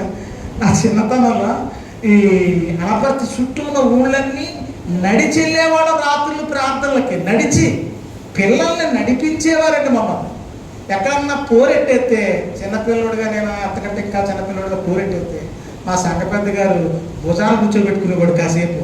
అలా దిగి నడుపుడు అని వాడు అర్ధరాత్రులు. దేవునికి స్తోత్రం. అప్పుడు మంచి ఆరోగ్యం. ఇప్పుడు పని చేయక ఈ కాళ్ళు చేతులు పట్లు ఇచ్చేసి ఇక బాగా బలహీనం అయిపోతున్నాం. హల్లెలూయా. పరిగెట్టేవాడు, బాస్కెట్బాల్ ఆడేవాడిని, వాలీబాల్ ఆడేవాడిని, బ్యాడ్మింటన్ ఆడేవాడిని, రకరకాల సర్టిఫికెట్లు, చిన్న చిన్న కప్పులు స్కూల్లో ఎత్తు ఉండేవారు. ఇప్పుడు పిల్లల్ని చూడండి, ఏదన్నా పరిగెట్టే ఆట ఆడుతున్నారా? అలా కూర్చుని మైండ్ పరిగెట్టే గేమ్ ఆడుతున్నారు. మైండ్ పరిగెడుతుంది. ఏం పరిగెడుతుంది? ఈ కాళ్ళు చేతులు స్తంభించిపోయాయి, ఒక పేషెంట్ లాగా స్తంభించిపోయాయి. మరి అనారోగ్యం అనేది శరీరానికి రాకపోతే దేనికి వస్తుంది? ఒకప్పుడు వాడదామన్న ఈ శరీర అవయవాలు పని చేయవు. మనకి పని చేస్తున్నప్పుడే దీన్ని ఏం చేయాలి, మనము వాడాలి. చెప్పండి. ఒక ఆవిడట బాగా బంగారం సంపాదించిందంట, 3 కూతుర్లు అంట, పెళ్ళిళ్ళు చేసి పంపేసిందంట. కానీ ఎవరికి బంగారం పలా చోట ఇట్టానని చెప్పలేదంట. ఏం చెప్పండి, ఆవిడకి పక్షవాతం వచ్చేసిందంట, కాలు చేయి పడిపోయి మాట కూడా పడిపోయే పరిస్థితి వచ్చేసిందంట. హాస్పిటల్లో ఉంది. ఇక లాభాలు తీసుకోండి, వైద్యం వాడని, ఇంటికాడ వాడని పంపిస్తారంట.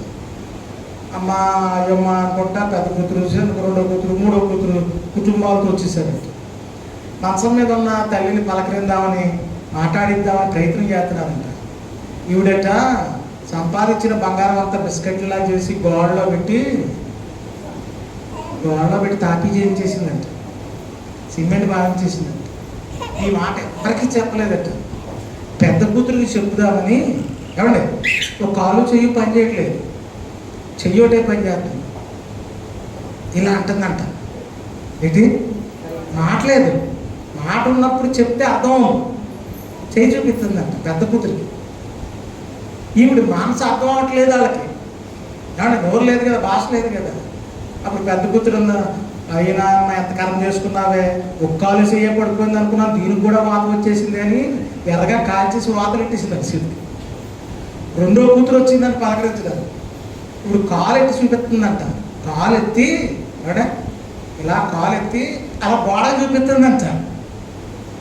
అప్పుడు బాధ అంతా ఏంటి, గోడలో ఆస్తుంది, మీ 3 పంచుకోవడం చెప్పాలని. ఇప్పుడు ఆయమ్మ కూడా ఏడ్చి ఎంతకాలం వచ్చిందే నీకు తల్లి అని మళ్ళా కాల్ చేసి వాతలేసేసిందంట కాలు.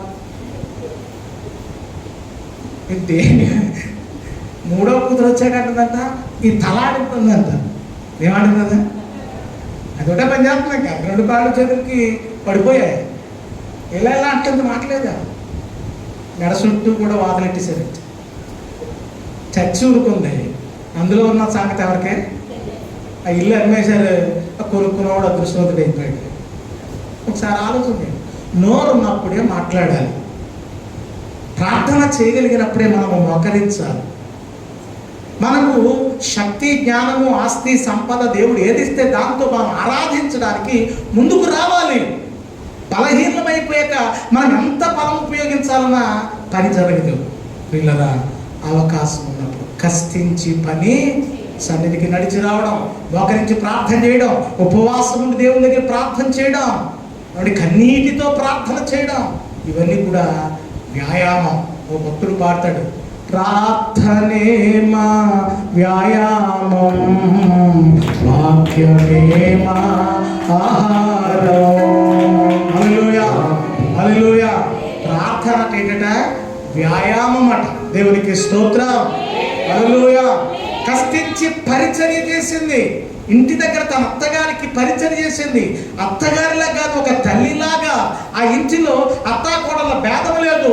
యేసుక్రీస్తు వారి యొక్క విశ్వాసము సంపూర్ణంగా ఇద్దరిలో ఉండబట్టి ఆ ఇంటిలో తల్లి కుమార్తెల ప్రేమ అభివృద్ధి చెందుతుంది. దేవునికి స్తోత్రం. అత్త అంటే ఇంగ్లీష్లో మదర్ ఇన్ లా. ఏంటి చెప్పండి, చట్ట ప్రకారము తల్లి. ఎలాగట, ఈమెమో శారీరకంగా కడుపును పుట్టిన ఆ తల్లి అవుతుంది, కానీ వివాహం ద్వారా చట్ట ప్రకారము తల్లి. కనుక ఆమెను తల్లిలాగా భావించి ఇంటి దగ్గర కావలసినవన్నీ ఆమెకు సహాయపడుతుంది. ఆమె కూడా ఈమె వచ్చేటప్పటికి కావలసిన ఆహారం వండి పెడుతుంది, ఆమె కావలసిన వస్త్రాలు సిద్ధపరుస్తూ ఉంది, ఈమె పొలానికి వెళ్ళి కష్టపడి పని చేస్తూ ఉంది. దేవునికి స్తోత్రం కలుగును. హల్లెలూయా. కష్టించి పరిచర్య చేయాలి. పరిచర్య చేయడం దేవుడు మనకిచ్చిన భాగ్యం. దేవునికి స్తోత్రం. దేవాలయాన్ని ఎప్పుడైనా శుభ్రం చేసావా? దైవజనులకు ఎప్పుడైనా నీ చేతులతో ఆహారం పెట్టి ఆ పళ్ళాలను శుభ్రం చేసావా? ఏ కార్యక్రమమైనా వస్తే అయ్యగారు మీరు ప్రకటన నేను చేస్తానని ఎప్పుడైనా చేసావా? అలా దీవించబడిన వారు మహాసేవలో కూడా ఉన్నారు. వారి చేతులతో చేసిన పరిచర్య వారి కుటుంబాలను దీవించాయి. దేవునికి స్తోత్రం. ఇల్లు లేని వారికి ఇల్లు వచ్చాయి, జాబు లేని వారికి జాబ్ వచ్చాయి, పిల్లలు లేని వారికి పిల్లలు కలిగారు. ఎన్నో ఆశ్చర్య కార్యాలు దేవుడు వారికి చేశాడు. ఉద్యోగం లేని వారికి ఉద్యోగం వచ్చింది. దేవునికి చేసిన పరిచర్య. హల్లెలూయా, హల్లెలూయా. దైవజనులకు నువ్వు చేస్తే ఆయన ఏమంటున్నాడు, నాకు చేసినట్లు. ఈ చిన్నవారికి చేస్తే నాకు వెలుపులైన నా సహోదరులకు దైవజనులకని ప్రత్యేక దైవజనుల గురించి చెప్తాడు. నీతిమంతుడు చేర్చుకుంటే, ప్రవక్తని చేర్చుకుంటే, గిన్నెడు నా పేట వచ్చు శిష్యుడికి గిన్నెడు చన్నీళ్ళు ఇస్తే పరలోకములో నీతి ఫలము, ప్రవక్త ఫలము నువ్వు పొందుతావు.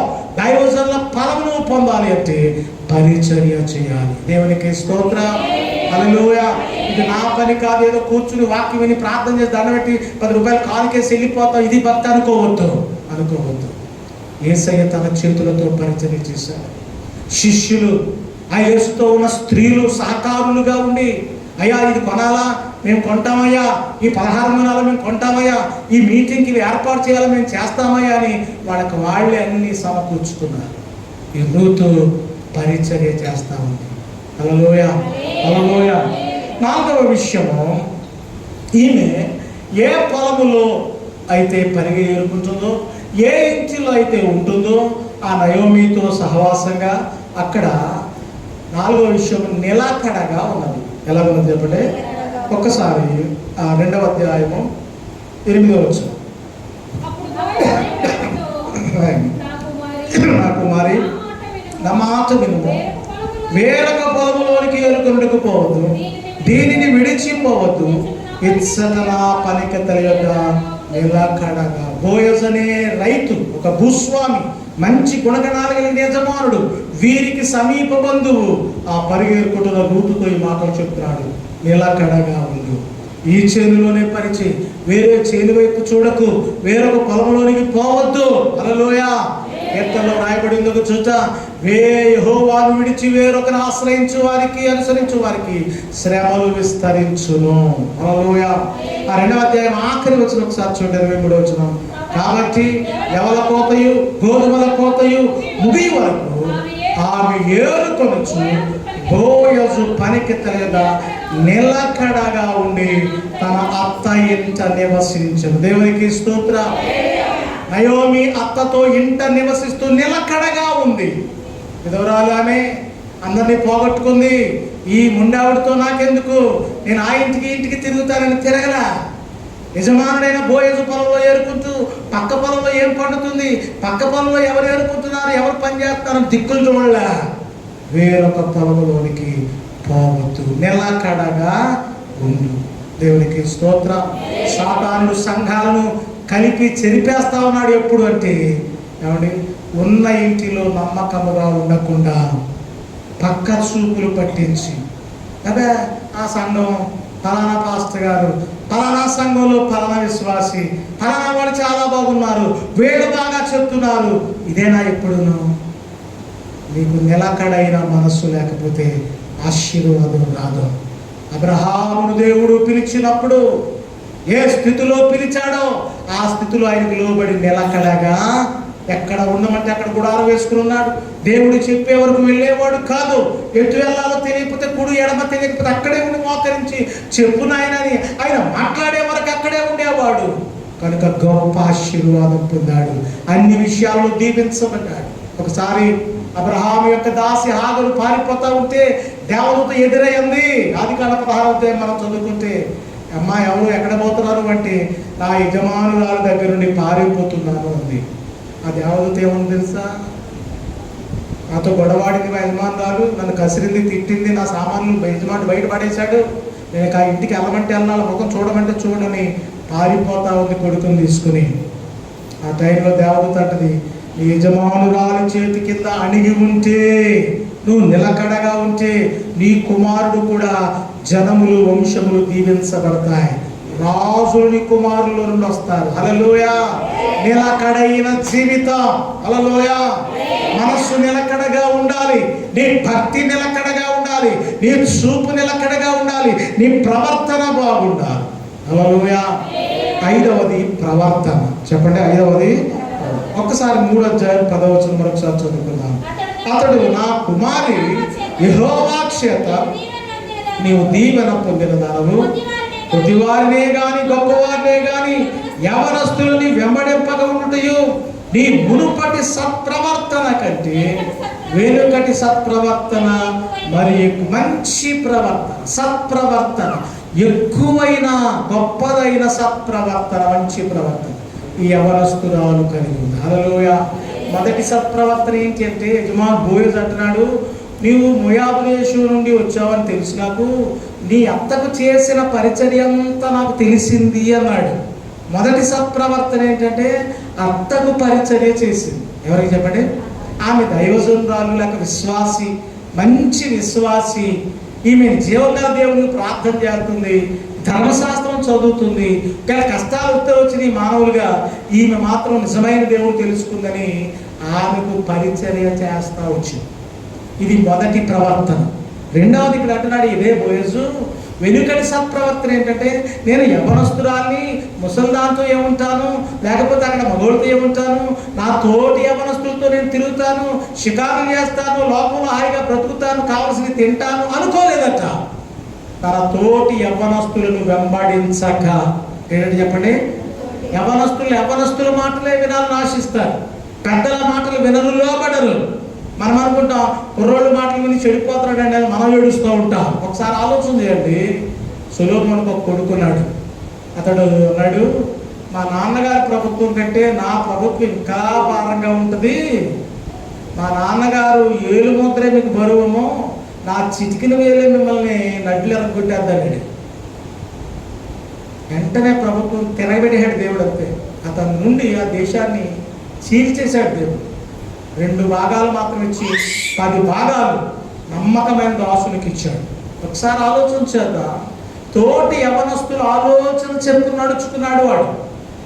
మనము నా తోటి వారు, నా కులము వారు, నా మతము వారు అని ఆలోచన చేయకూడదు. నీవు అది చేయవలసింది ఏంటంటే, నా యజమాను, నా ఆత్మీయ తండ్రి, నా దైవజనుడు, నేను లోబడాలి. హల్లెలూయా, హల్లెలూయా. ఇంటి దగ్గర అత్తకు లోబడింది, పొలములో బోయజుకు లోబడింది. ఏమాత్రం మంచి ప్రవర్తన, నీతిగల ప్రవర్తన. ఆమె ఏమాత్రం తప్పు చేయలేదు, ఏ వ్యభిచారం చేయడానికి ముందుకెళ్ళలేదు, ఎటువంటి మోహపు చూపులు చూడలేదు, ఎటువంటి శరీర దురాశలకు పోలేదు. ఆమె తనకున్న జీవితాన్ని కష్టపడి పనిచేయడానికి, పరిచర్యలకు సమర్పించుకుని దేవుని ఆరాధిస్తూ నమ్మకంగా బ్రతుకుతుంది. దేవునికి స్తోత్రం కలుగుగాక. హల్లెలూయా. ఈ రోజుల్లో నమ్మకత్వం లేదండి మనుషుల్లో. పైకి చక్కగా దేవుణ్ణి ఆరాధించే గొప్ప సంగతి. హల్లెలూయా, హల్లెలూయా. ఒకసారి ఒకరు పాట పాడుతున్నారు, ఇందాక మీరే పాడారు, ఆ పాట పెట్టానండి. నేనుండాలేనయ్యా, నే బ్రతకాలేనయ్యా, నీవే లేకుండా నేను అసలు ఉండాలేనయ్యా. ఏంటట, నువ్వు లేకపోతే నేను అసలు. కానీ ఆదివారం గుడికి మాత్రమే సెలవు. చూసారా, మన భక్తి ఏంటంటే పైకి మాత్రమే భక్తి, లోపల దాని శక్తిని ఆశ్రయించేది కాదా. నేను అసలు ఉండాలి. ఎంత ఉత్సాహంగా పడేస్తున్నారో ఈ మాట అండి. నవ్వుతా సంతోషంగా ఉత్సాహంగా పెద్ద గొంతుకెట్టిన పడేస్తున్నారు చాలా చోట్ల. మీరు ఇంకా తక్కువగానే పడారు. దేవునికి స్తోత్రం. చెవులు దత్తరిల్లిపోతున్నాయి పాడుతుంటే. అయ్యే బాబోయ్, దేవుడు అంటే ఎంత ప్రేమ అనుకుంటుంటే ఆదివారం రాడు, సంస్కారాన్ని గనపడ్డారు, కానుక ఒక్కసారి కూడా వేయడు, పాటలు మాత్రం కోటలు దాటేస్తున్నాయి. హల్లెలూయా. నేను ఆ ప్రశ్న అడుగుతాను మిమ్మల్ని, మీరు చెప్పండి. నేను రక్షణ పొందుకున్నాను, బాప్తిసం పొందుకున్నాను, పరిశుద్ధాత్మ పొందుకున్నాను, భక్తిగా బ్రతుకుతున్నాను, మా దైవజనులు బాగా నడిపిస్తున్నారు, యేసయ్య ఈ పడంగా వస్తే నేను వెళ్ళిపోవడానికి సిద్ధం అన్నవాళ్ళు దేవుని స్తోత్రం చెప్పండి. నలుగురితో పాటు అనేస్తున్నారు అంతే. హల్లెలూయా, హల్లెలూయా. పాస్టర్ గారు అనమన్నారు కనుక అనేస్తున్నారు అంతే. హల్లెలూయా. పైకి మాత్రం నేను సిద్ధం, నేను అన్ని పొందుకున్నాను, నేను రెడీ. దేవా నువ్వు వస్తే రెడీ. కాకపోతే ఒకటే ఏంటంటే 5 సంవత్సరాలకు లోన్ ఇట్టారు అంకాల. ఏమిటైనా బైక్ కొన్నాను, ఒక 5 సంవత్సరాలు లోన్ తీరుతుంది. ఇంటికి లోన్ ఇట్టాను, ఒక 7 సంవత్సరాలు తీరుతుంది. కానీ నేను రెడీ. వెనకాల తోడదు మరి. రాదు. మన భక్తి నోటి భక్తే కానీ నిజమైన భక్తి ఉంటే లోన్లు తీర్చా. నువ్వు అప్పులు లేకుండా బతకాలి. ఓ పైసా అప్పు ఉండకూడదు. నువ్వు అప్పుడు నువ్వు దేవుని రాజ్యానికి సిద్ధంగా ఉన్నట్టు. నిజమైన విశ్వాసం. హల్లెలూయా. ప్రియులారా, మంచి ప్రవర్తన ఏంటంటే సన్నిధిలోనే కాదు, మన జీవితంలో కూడా మంచి ప్రవర్తన. నీతి, నీ నీతిని బట్టి నీ నివాస స్థలంలో దేవుడు వర్ధిల్ల చేస్తాడు. నీ దేవుని మందిరమునకు పోవునప్పుడు నీ ప్రవర్తన జాగ్రత్తగా. అక్కయ్య భక్తుడు అన్నాడు, మీ ప్రవర్తన గురించి ఆలోచన చేసుకోమని యెహోవా సైన్యములకు అధిపతి యెహోవా సెలవిస్తున్నాడు. 1వ అధ్యాయం 5 నుండి 7 వచనాల్లో హగ్గయి భక్తుడు ప్రవర్తి చెప్తున్నాడు. మీరు బాగా విస్తారంగా వెతుకుతున్నారు, కొంచెమే పండుతుంది. ఎన్నో దుప్పట్లు కప్పుకున్నారు, చలి ఆగట్లేదు.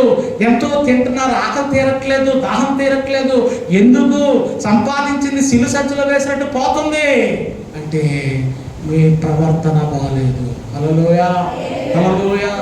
మనము లోపల బయట మంచి ప్రవర్తన కలిగిన వారిగా ఉండాలి. ఈమె ప్రవర్తన సంపూర్ణమైన ఆశీర్వాదానికి నడిపించింది. అందరూ దేవుని స్తోత్రం చేద్దామని. హల్లెలూయా, హల్లెలూయా. 6వ విషయం చెప్తున్నాను. 3వ అధ్యాయంలో 16వ వచనంలో అత్త ఇంటికి వస్తుంది పొలం నుండి. నా కుమారి ఇంటికి వచ్చినప్పుడు అడుగుతుంది ఆమె, నీ పని ఎట్లు జరిగినని అడుగుగా ఆమె ఆ బోయజు తనకు చేసినదంతయు తెలియజేసి, నీవు వట్టి చేతులతో నీ అత్త ఇంటికి పోవద్దని చెప్పి అతడు 6 కొలల ఎవరు నాకు ఇచ్చాను. దేవునికి స్తోత్రం. ఎవరు అంటే బార్లీ గింజలు, గోధుమలు ఇలాంటివి. ఆ బార్లీ గింజలు 6 కుంచాలు కొలిసిచ్చి నీ అత్త ఇంటికి వట్టి చేతులతో వెళ్ళొద్దు అన్నాడు. దేవునికి స్తోత్రం. ఆ రోజు నుండి ఎక్కడికి పనికి వెళ్ళినా తిరిగి వట్టి చేతులతో రావట్లేదు. ఏదో ఒక ఆహారం, ఏదో ఒక పలహారం ఇంటికి తెస్తూనే ఉంది. తన అత్త తింటుంది, ఆమె తింటుంది, ఆ ఇంటి క్షేమం కోరుతుంది. దేవునికి స్తోత్రం. మనం ఏ ఇంటిలో ఉంటున్నాం ఆ ఇల్లు క్షేమం కోరుకోవాలి. ఏ సంఘములో ఉంటున్నాం ఆ ఇంటికి సంఘం క్షేమం కోరుకోవాలి. క్షేమం కోరుకోవడం అంటే ఒకరించి మా ఆలయాన్ని దీవించిన ఆయన అంటాం కాదు. ఆలయానికి ఏం కావాలో నువ్వు ఇవ్వాలి, కొనాలి. ఏం చేయాలి చెప్పండి? దేవునికి స్తోత్రం. మా చర్చిలో ఒక్కొక్కళ్ళు ఒక్కొక్క కుటుంబం కొనిస్తూ ఉంటారు. ఈ సోఫా సెట్ దైవజనులు వచ్చినప్పుడు కూర్చోడానికి ఉండలేదు అన్నాను. కానీ ఒక కుటుంబం సమర్పించుకుని 4,000 5,000 సోఫా సెట్ గురించి ఒక ఫ్యాన్ అలాగా సమర్పణ. ఇంటి క్షేమం, సంఘ క్షేమం కోరాలి. అలాగైతే అంటున్నాడు ఇక్కడ, నీకు సంపూర్ణ బహుమానం దేవుని దగ్గర నుండి రావాలంటే ఏమండి, నీ ఇంటికి వెళ్ళినప్పుడు వట్టి చేతులతో మా ఇల్లు అంటే మాకు ఇష్టము అన్నవారు దేవుని స్తోత్రం చెప్పండి. హల్లెలూయా. అప్పుడు నువ్వు ఎక్కడికైనా వెళ్ళినప్పుడు ఇంటికి వెళ్ళేటప్పుడు ఏం తీసుకెళ్ళాలి? ఇంట్లోకి ఏమి అవసరమో వాటిని తీసుకుని పోవాలి. దేవునికి స్తోత్రం. ఇంటిలో చంటి బిడ్డలు ఉండొచ్చు, ఇంటిలో పెద్ద వయసు వారు మనసు మీద ఉండొచ్చు, కొడుకు వచ్చాడనో మనవడు వచ్చాడనో వాళ్ళు ఆసక్తులు ఎదురు చూడొచ్చు. ఒక రోగి దగ్గరికి వెళ్ళినప్పుడు వాళ్ళు నువ్వు ఎలాగ వాళ్ళని బలపరుస్తావో, ఎలా ఆదరిస్తావో చూస్తూ ఉంటారు, నిస్సహాయతలో ఉంటారు. ఆదరించాలి. హల్లెలూయా, దేవుని స్తోత్రం. హల్లెలూయా. వట్టి చేతులతో రాకు ఇంటికి, వట్టి చేతులతో. మనది దేవుని ఇల్లు. దేవుని చెప్పడం అంది ద్వితీయోపదేశ కాండము 16వ అధ్యాయము 17వ వచనంలో ఒక మాట ముగిస్తున్నాను. ఆఖరి మాటలు చెప్పి 16వ అధ్యాయము 17వ వచనం, వారు వట్టి చేతులతో యెహోవా సన్నిధిని కనబడక నీ దేవుడైన యెహోవా నీకు అనుగ్రహించిన శక్తి కొలది, దీవెన కొలది ప్రతివాడును దేవునికి అర్పణ ఇవ్వవలెను. హల్లెలూయా. సన్నిధికి వచ్చినప్పుడట, దేవుని ఇంటికి వచ్చినప్పుడు దేవుని వల్ల నీకు ఏదైనా బహుమానం కావాలి అంటే నువ్వు వట్టి చేతులతో. అయ్యగారు వట్టి చేతితో వచ్చాను, చేతితో బుట్ట, చేతితో బైబిల్ అట్టుకొచ్చారండి, కొబ్బరి నూనె చేతితో అట్టుకొచ్చారని అంటున్నావా? అది కాదు. దేవుడు నీకు ఇవ్వడానికి నువ్వు దేవునికి ఏమిస్తున్నావు? యోబు 41వ అధ్యాయంలో రాయబడి ఉంది, చదవక్కర్లేదు. నేను ఇచ్చినట్లు ఎవడైనా నాకేమైనా ఇచ్చేనా అని దేవుడు అడుగుతున్నాడు. దేవునికి స్తోత్ర. సన్నిధికి వచ్చినప్పుడట, ప్రతి ప్రార్థనకు వచ్చినప్పుడు చిన్నదో గొప్పదో ఏదో ఒకటి కానుక దేవునికి తీసుకున్నాడు. ఒట్టి చేతులతో రాకు. ఆ కానుక ప్రేమతో అంగీకరించి ఆ ప్రేమ ద్వారా దోషాలు కడుగుతాడు. ఆ ఇశ్రాయేలీలు పేదవాళ్ళైతే పావురాలు, గొప్పవాళ్ళు అయితే గొర్రె, మేక, ఎద్దు ఇలాంటి బలులు తెచ్చేవారు దేవునికి. ఎవరు ఒట్టి చేతులతో దేవాలయానికి వచ్చేవారు కాదు. అందుకే దేవుడు ఇశ్రాయేలీల పట్ల ఆశ్చర్య కార్యాలు చేశాడు. దేవునికి స్తోత్రం. హల్లెలూయా. ఒక ఇద్దరు ఇరుగు పొరుగు, ఇద్దరు దేవుని బిడ్డలే, విశ్వాసులే, ఇద్దరు కూతుర్లకి పెళ్లి చేశారంట. ఏం చేశారే? ఇద్దరు కూతుర్లకి పెళ్లి. కూతురు సాగనంపినప్పుడు అల్లుడి గారింటికి సాగనంపినప్పుడు పెట్టుకున్నప్పుడు సార్ అడతారు. ఏమడతారు అంటే ఏంటి? ఓ మంచం, ఓ బీరువాయో, ఏదో చిన్న వస్తువు, పెద్ద వస్తువు, ఏదో ఒకటి, ఒక పిండి వంటలు ఏదో పట్టుకుని వెళ్తూ ఉంటారు. కాబట్టి ఒక ఆవిడట ప్రేమతో ₹1,00,000 ఖర్చు పెట్టి ఆ ఇద్దరు సహోదరులు ఒక సహోదరి పట్టుకెళ్ళి మా అమ్మాయి గురించండి, మా అల్లుడి గారి గురించండి, మా మనవడి గురించండి, వీళ్ళు సుఖంగా ఉండాలని అన్నీ పట్టుకొచ్చేవాడని వస్తువులన్నీ చూపిస్తే వాళ్ళందరికీ చూపించుకునేదో మొత్తానికి వాళ్ళు హ్యాపీగా ఉండాలని వాళ్ళిద్దరు భార్యాభర్తల్ని బాగా చూడటం మొదలెట్టారట ఆ ఇంటి వారు. ఎవరా? విలువ ఏమొచ్చింది అక్కడ? ఏదో చిన్నదో పెద్దదో మొత్తానికి ఏదో వస్తువు పట్టుకెళ్ళారు. దానివల్ల అమ్మ వస్తా ఈ పలారం తెచ్చుకుంది అని నలుగురికి పంచిపెట్టేటప్పుడు వాళ్ళందరికీ ఆనందం కలిగి బాగుండాలి అనుకున్నారు. కాబట్టి సార్ ఇంకో సహోదరంట ఆ కూతురు సాగనంత సారెట్టుకెళ్ళకుండా నోరెట్టుకెళ్ళిందంట. ఏమట్టుకెళ్ళింది? మంచం కొందామనుకున్నాను కానండి వడ్రంగమేత్రి గారి టైంకి రాలేదండి అందరికి. ఉంగరం కొందామనుకున్నాను కానండి ఆ ఏళ్ళ మంగళవారం వచ్చిందని షాపులు తెరలేదండి అంటే మాటలతోటే ఆ ఇంటి వారిని మాయ చేస్తారు. భోజనం పెట్టి వాళ్ళని సాగనంపేసి అంటే అక్కడ వాళ్ళందరూ వాళ్ళ మీద గొడవడతం మొదలెట్టారంట ఆ భార్యాభర్తల మీద. అవసరమైతే వాళ్ళ ఇంట్లో కూడా ఆ కుర్రోడు కొట్టడం, ఆ కుర్రోడు వాళ్ళ ఆవిడ కొట్టడం, నానాక అందరూ కొడడం. ఆ పక్కింట్లో మాత్రం గౌరవంగా చూస్తున్నారట వాళ్ళే. ఎందుకో తెలుసా? ఎందుకు? విలువ. ఏంటి? మన క్రైస్తవుల్లో, నేను మామూలుగా బయట కుటుంబాల గురించి చెప్పట్లేదు, క్రైస్తవుల్లో కొంతమంది దేవుని దగ్గరికి వచ్చేవాళ్ళు నోరు పారేసుకునే వాళ్ళు ఉన్నారు. కొంతమంది సారి తెచ్చినట్టు దేవుడికి విలువైన కానుక తెచ్చేవారు. ఇప్పుడు ఎవరి ప్రార్థన దేవుడు వింటాడని నువ్వు అనుకుంటున్నావు? చెప్పండి. దేవునికి స్తోత్రం. హల్లెలూయా. ఒట్టి నోటి మాటలు కాదు. ప్రవక్త అంటాడు, హెచ్కేల్ ప్రవక్త, వారి నోటితో ఎంతో ప్రేమ కనపరుస్తున్నారు, నా జనులు నా దగ్గరికి రాదగిన విధంగా రావట్లేదు అని. తెచ్చేటప్పుడు అర్పణ తేట్లేదు. దేవునికి స్తోత్రం. ఈ ప్రవక్త ద్వారా, రకరకాల ప్రవక్తల ద్వారా దేవుడు వారిని హెచ్చరించాడు. మీ దోషాలు పోవాలి, ఆయన ప్రేమతో మిమ్మల్ని అంగీకరించాలి, వడ్డీ చేతులతో దేవుని సన్నిధికి వెళ్ళకండి. అందరూ దేవుని స్తోత్రం చేద్దాం. సమర్పణ చేయుము ప్రభువునకు నీ దేహము ధనము సమయములో.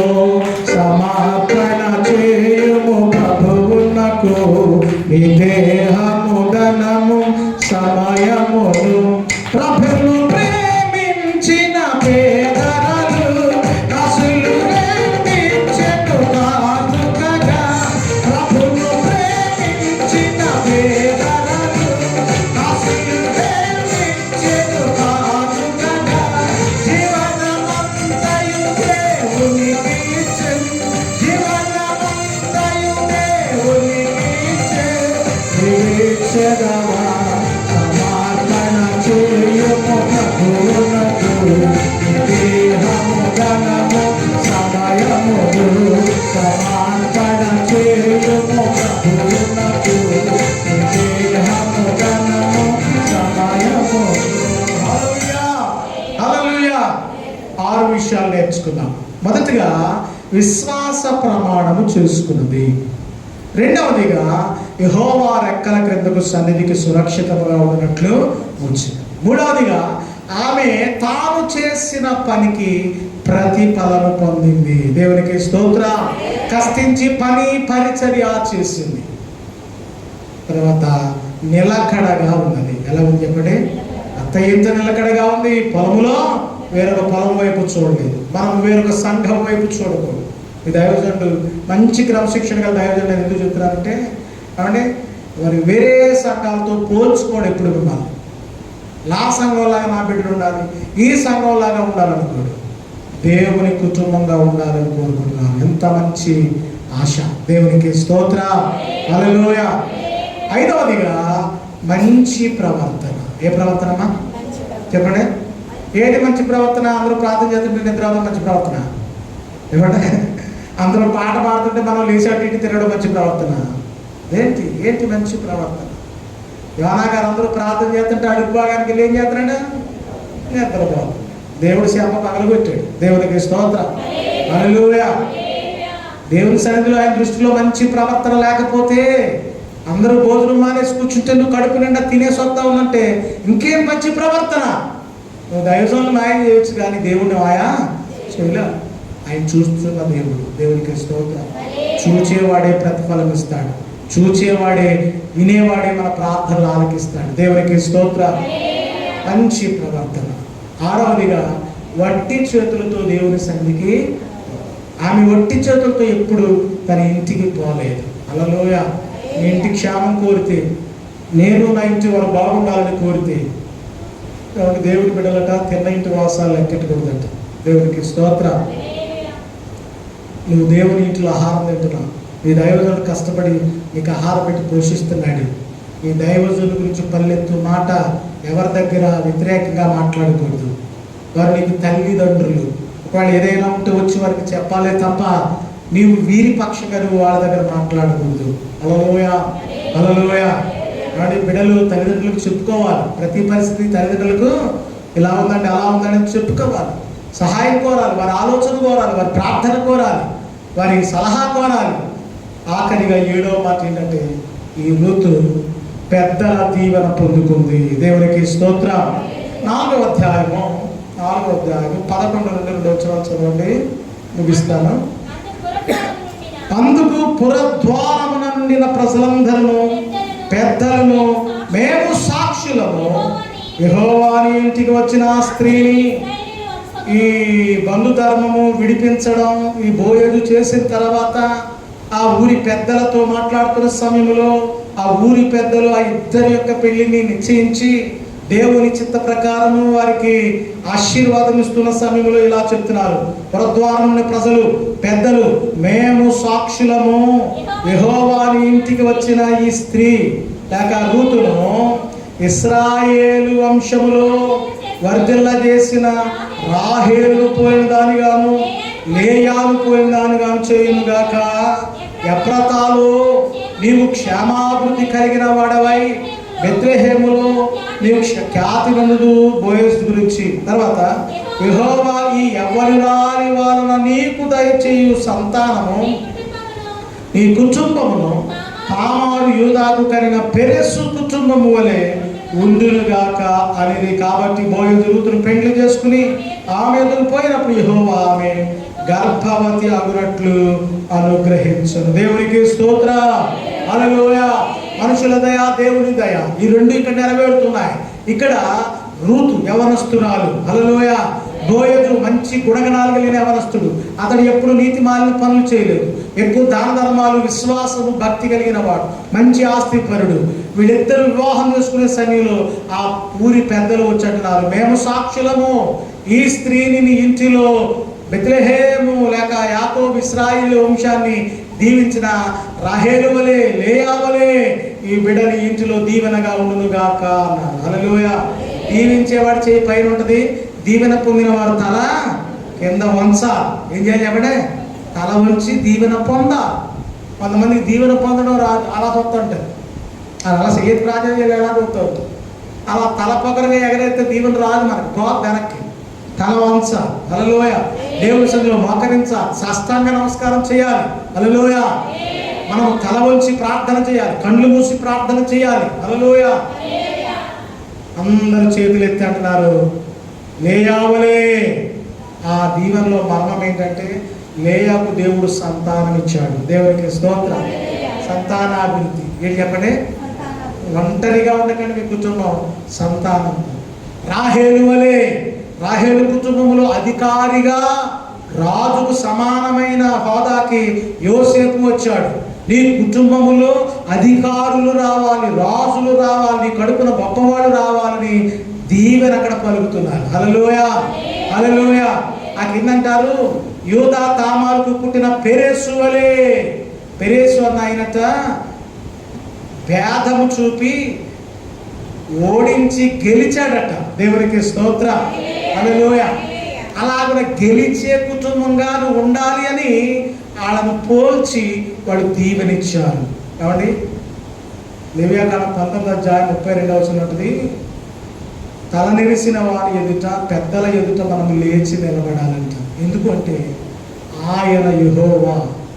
మనము భయభక్తులు కలిగి ఉన్నాం. నీకంటే వయసులో పెద్దవాళ్ళు ఉన్నప్పుడు దైవజనుడు నీకంటే పెద్దది కనుక నువ్వేం చేయాలంటే వాళ్ళు వస్తున్నప్పుడు లేచి, ఆ సంఘంలో కొంతమంది సాక్ష్యం ఇస్తారు నాకు, విశ్వాసులే, అయ్యగారు మీ ఎదురుకుండా మేము ఎప్పుడైనా కూర్చున్నామా అంటారు. అంటే మామూలుగా బయట, గుళ్ళో కాదు, బయట దేవాలయంలో కాకుండా బయట మీ ఎదురుగుండా మేము ఎప్పుడైనా కుర్చీ మీద కూర్చున్నామా, మేము అలాగే నిలబడి మాట్లాడతాం, మీరు కూర్చుని మాట్లాడండి. దేవునికి స్తోత్రం. అంత భక్తి మనం చూపించాలండి, మనం తల వంచాలి, మనం పొగరంతా దింపేసుకోవాలి. హల్లెలూయా. ఎంత ఒంటైనా బరువు దిగాలంటే ఎక్కడికి రావాలి? మోకాళ్ళ మీదకి రావాలి. హల్లెలూయా, హల్లెలూయా. ఈ దీవెనలో గొప్ప మార్గం ఉంది, ఈ సంపూర్ణ బహుమానములో గొప్ప మార్గం ఉంది. ఆ కింద వంశావళి రాస్తాడు. అదే వంశావళి మత్తయి సువార్త 1వ అధ్యాయం 1-5 వచనాల్లో ఉంది. అదే వంశావళి కేవలము ఈ బోయజు రూతు వంశావళి రాస్తాడు, అక్కడ రాస్తాడు. దేవునికి స్తోత్రం. బోయజు తల్లిదండ్రులంట సల్మాను రాహాబునట. హల్లెలూయా. బెత్లెహేములో వాళ్ళు దేవుని బిడ్డలుగా వెలుగొందారు. వీళ్ళ కడుపున పుట్టిన వాళ్ళలో దావీదు మహారాజు పుట్టాడు. ఈ రూతమ్మ గారి కొడుకు ఎవరు అంటే దావీదు గారికి ముత్తాత. ఎవరికి ముత్తాత? ఈయన పేరు ఓబేదు, రాజుగారికి తాత. హల్లెలూయా. ఇప్పుడు రూతమ్మ ఏమైంది తెలుసా? దేవుని వంశములో, క్రీస్తు వంశావళిలో రాజమాతగా నిలబడింది. దేవునికి స్తోత్రం. ఇది సంపూర్ణ బహుమానం. అంటే ఏదో లాటరీ పొందుకుని వెళ్ళి కష్టాలు పడడం కాదు. సంపూర్ణ బహుమానం అంటే ఆమెకి ఏమీ లేదు, అడ్రస్ లేదు, ఏమీ లేదు, ఒంటరిగా వచ్చింది, దేవుడిని ప్రేమించింది, కొన్ని నియమాలు కలిగి ఉంది. ఆమె ఒక కుటుంబం అవ్వడమే కాదు, వంశావళిలో రాజమాతగా, ఆ దావీదు అంతఃపురములో ఆ తాతల యొక్క ఫోటోల్లో రాజమాతగా నిలబడింది. దేవునికి స్తోత్రం కలుగును. మా స్నేహితుడు ఒక ఆయన ఉన్నాడు అనపర్తిలో. నేను ఎప్పుడు వాళ్ళ ఇంటికి వెళ్ళినా ఇతరులతో మాట్లాడుతూ ఉంటాను, నేను గోడకు చదువుతుంటాను. వాళ్ళ నాన్నగారి ఫోటో, వాళ్ళ తాతగారి ఫోటో, వాళ్ళ ముత్తాతగారి ఫోటో, వాళ్ళ తాతగారి ఫోటో, వాళ్ళందరూ పెద్ద పెద్ద ఈ తలపాగాలు, మంచి బంగారపు వస్తువులు, మీసాలు ఎన్ని పెట్టుకుని కనబడతా ఉంటే నాకు ఎంత సంతోషమయ్యేదో. ఆ చెప్పేవాడు, అదంతా మా వంశావళి. హల్లెలూయా. సంపూర్ణ ఆశీర్వాదం అంటే నీవు మాత్రమే కాదు, నీ కుటుంబం మాత్రమే కాదు, నీ వంశము దీవించబడడం. హల్లెలూయా. యేసుక్రీస్తు వారు ఈ కుటుంబాన్ని ఎన్నుకున్నాడు. ఈ కుటుంబంలో ఆయన పుట్టడానికి ఒక మంచి మార్గం ఏర్పాటైంది. కారణం తెలుసా? ఈమె మంచి నిర్ణయాలు చేసుకుంది. దేవునికి స్తోత్రం. ఏ స్వార్థము లేని యవనస్తురాలు హాయిగా సుఖంగా ఉండొచ్చు. తోటి యవనస్తులతో తిరిగే అవకాశం ఉంది, మళ్ళా పెళ్లి మీద పెళ్లి చేసుకునే అవకాశం ఉంది. ఒక నియమానికి లోబడింది. హల్లెలూయా. నీకు కూడా తప్పు చేసే అవకాశం ఉంది, లోకంలో పాపంలో మునిగే అవకాశం ఉంది, పాపపు స్నేహితులతో తిరిగే అవకాశం ఉంది. నువ్వు కట్టుబడి క్రమశిక్షణ కలిగి ఒక నియమంలో ఉంటే గనక దేవుడు నీకు సంపూర్ణమైన బహుమానము. మనం దేవుని బిడ్డలను చెప్పుకుంటాం, కానీ వెనకాల ఎన్ని గొడవలు, కుటుంబాల్లో ఎన్ని శోధనలు, ఇక్కడ స్థుతులు అక్కడ బూతులు. ఇక్కడ స్థుతులు అక్కడ బూతులు, ఇక్కడ ద్రాక్షారసం అక్కడేమో మందు, ఇక్కడేమో ఇంకోటి, అక్కడేమో చుట్ట. బాబా, దేవుని సంపూర్ణ ఆశీర్వాదం అది కాదు. లోన బయట అంతరంగం ఉన్న సమస్తం కూడా దేవునికి అర్పించబడాలి. ఈమెకు ఏ కల్మషము లేదు. అత్త అని చూడట్లేదు, సొంత తల్లిగా ఆ కుటుంబంలో స్వార్థానికి చోట్లేదండి, ప్రేమకు చోటు ఉంది. అందుకే దేవుని సన్నిధి వారిని ఆవరించింది సంపూర్ణ బహుమానానికి. ఒక సంగతి తెలుసా? అన్ని సమృద్ధి పట్టుకెళ్ళి లోకంలో ఉండి దేవుని సన్నిధి విడిచిపెట్టి అన్నీ పోగొట్టుకుంది అత్తగారు. కానీ కోడలు ఏమీ లేకుండా దేవుడు కావాలని కోరుకుని దేవుని సన్నిధికి వచ్చి అన్నీ పొందుకుంది. దేవునికి స్తోత్రం కలుగుగాక. హల్లెలూయా. నాకు నచ్చిన సంగతి ఏంటంటే వీళ్ళు అత్తా కోడలు కాదు, తల్లి కూతుర్లు. ఎవరు చెప్పడైనా? దేవునికి స్తోత్రం. కానీ మనం బయట కుటుంబాల్లో ఎంత గొప్పవాళ్ళైనా కోడలే, కూతురే, కొడుకు కొడుకే, అల్లుడు అలా ఎరుసుగా చూస్తారండి. ఎరుసుగా చూస్తారు. ఒక ఇంట్లోనంట కొత్తగా కోడలు వచ్చిందంట. వాళ్ళ పుట్టింటికి వెళ్ళినప్పుడు వాళ్ళ నాన్న దగ్గర గొడవ చేసేస్తుందంట. నేనే ఆ ఇంటికాడ కాపురం చేయమంటే చేయను, మా అత్తగారికి నాకు పడతలేదు, నా మాట కాదంటుంది, ప్రతిదానికి గొడవ చేసేస్తుంది. ఆ అమ్మన్నా ఉండాలి, నేనన్నా ఉండాలి. ఆ ఇంట్లో నాకు అసలు సమాధానం లేదు. నా మాట గెల్లెత్తలేదు అని ఓ తండ్రి దగ్గరికి వచ్చి గొడవ చేసేస్తుందట. మరి ఏం చేయమంటావమ్మా, నేను వెళ్ళమంటే వెళ్ళను, కాపురానికి వెళ్ళను అని గొడవ చేస్తాను. దాన్ని చంపేయందంట. దేన్ని అత్తగారిని, ఎవరినే దాన్ని చంపే. అప్పుడు నేను హాయిగా కుటుంబంతో మా ఆయనతో అందరితో కాపురం చేస్తాను, అందరు నా మాట వింటారు. మరి ఏం చేయమంటావు, ఎలా చంపం, విషమట్రా ఏమందట, బజార్కి వెళ్ళి తెచ్చాడట పొడి పొట్లం. అమ్మ ఎవరికి అనుమానం రాకుండా, అసలు మీ ఆయనకి అసలే అనుమానం రాకుండా, మీ అత్తగారికి అనుమానం రాకుండా రోజు నువ్వే టీ అమ్మా, రోజు నువ్వే భోజనం పెట్టమ్మా, అందులో కొంచెం చెంచా ఇది కలిపి పెట్టు. ఒక 20 రోజులకు స్లోగా పాయిజన్ ఎక్కి ఒకసారి సత్తది, మంచం పడి చచ్చింది అంటారు, తప్పకు మంది వచ్చిందనుకో నీ మీద ఎక్కువ వస్తుంది, దొరికేస్తావు అని వాళ్ళ నాన్న సలహా ఇచ్చాడు. అప్పుడు ఈవిడ వెళ్ళిందంట. ఇంతకుముందు టీ అటమంటే ఎట్టింది కదట, వంట చేయమంటే చేసేది కదట, అత్తగారు సాధించేదట. మరి నువ్వు కోడలు కదమ్మా, నేను పెద్ద వయసుదాన్ని కదా అంటే, ఎవరమే గుర్రం గుడ్డిదైనా దానా తక్కువ లేదట, నువ్వేమో కూర్చుని ఉంటావా, నేను వెయ్యాలా. ఈ రోజుల్లో కూడానండి నా చిన్నతనంలో కోడలు చేసేవాడు ఏమో, కానీ ఇప్పుడైతే కోడళ్ళే అత్తగారులు అయిపోయారు, అత్తగారులేమో కోడళ్ళు అయిపోయారు. మా కోడలు మంచం దిగదండని ఈ అత్తగారులు చేస్తాం వాళ్ళు. ఒకసారి ఆలోచన చేయండి. వెళ్ళిపోయి చాలా మాయగా, చాలా మోసంగా పొద్దున్నే లేచి అత్తగారు నమస్కారం ఉంటుందంట. కళ్ళు మెరుక్కుని మా వాళ్ళేనా, ఎప్పుడు నమస్కారం చెప్పలేదు, పనికి మారిందారని తిడుతుంది. పొద్దున్న లేచి బూతులు పురాణం మొదలెట్టినట్టు తిడుతుంది. ఇదేం సుప్రభాతం, నమస్కారం చెప్తుందండి. అత్తగారు మీకోసం కాఫీ పెట్టానండి అని తెచ్చేస్తుందంట. అందులో పొడిసించా కలిపేసింది. ఈ సంగతి తెలగొడదు కదా, మీకోసమే తెచ్చానండి, పొద్దున్నే వాకిళ్ళని తుడిచేసానండి, వంట ఏం చేయమంటారండి, కూర ఏమన్నమాట. ఆవిడ అనుకుంటుంది, అయ్యి బాబు వీళ్ళు నాన్నగారింటికి వెళ్ళాక ఎంత మార్పు వచ్చిందో అని ఈవిడో సంబరపడిపోతుందండి. లోపల కొంచెం పొడి కలిపేసి భోజనం పెట్టేస్తుంది, ముద్దెట్టేస్తుందంట. ఈవిడ పాలు ఎత్తుందంట, టీ ఎత్తుందంట, అన్నీ ఎత్తుందంట. అస్సలు అనుమానం రాకుండా అందరితోనూ చాలా మంచిగా ప్రవర్తన.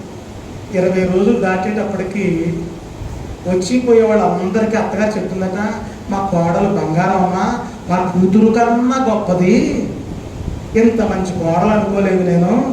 పొద్దున్నే లెగ్గానే నమస్కారం చెప్పడం మొదలెట్టుకుని సాయంత్రం పడుకునేదాకా అన్నీ ఆవిడే చేస్తున్నాను, అసలు కాలు మెదపెత్తలేదు, నెత్తి మీద ఎట్టుకుని చూసుకుంటామమ్మా.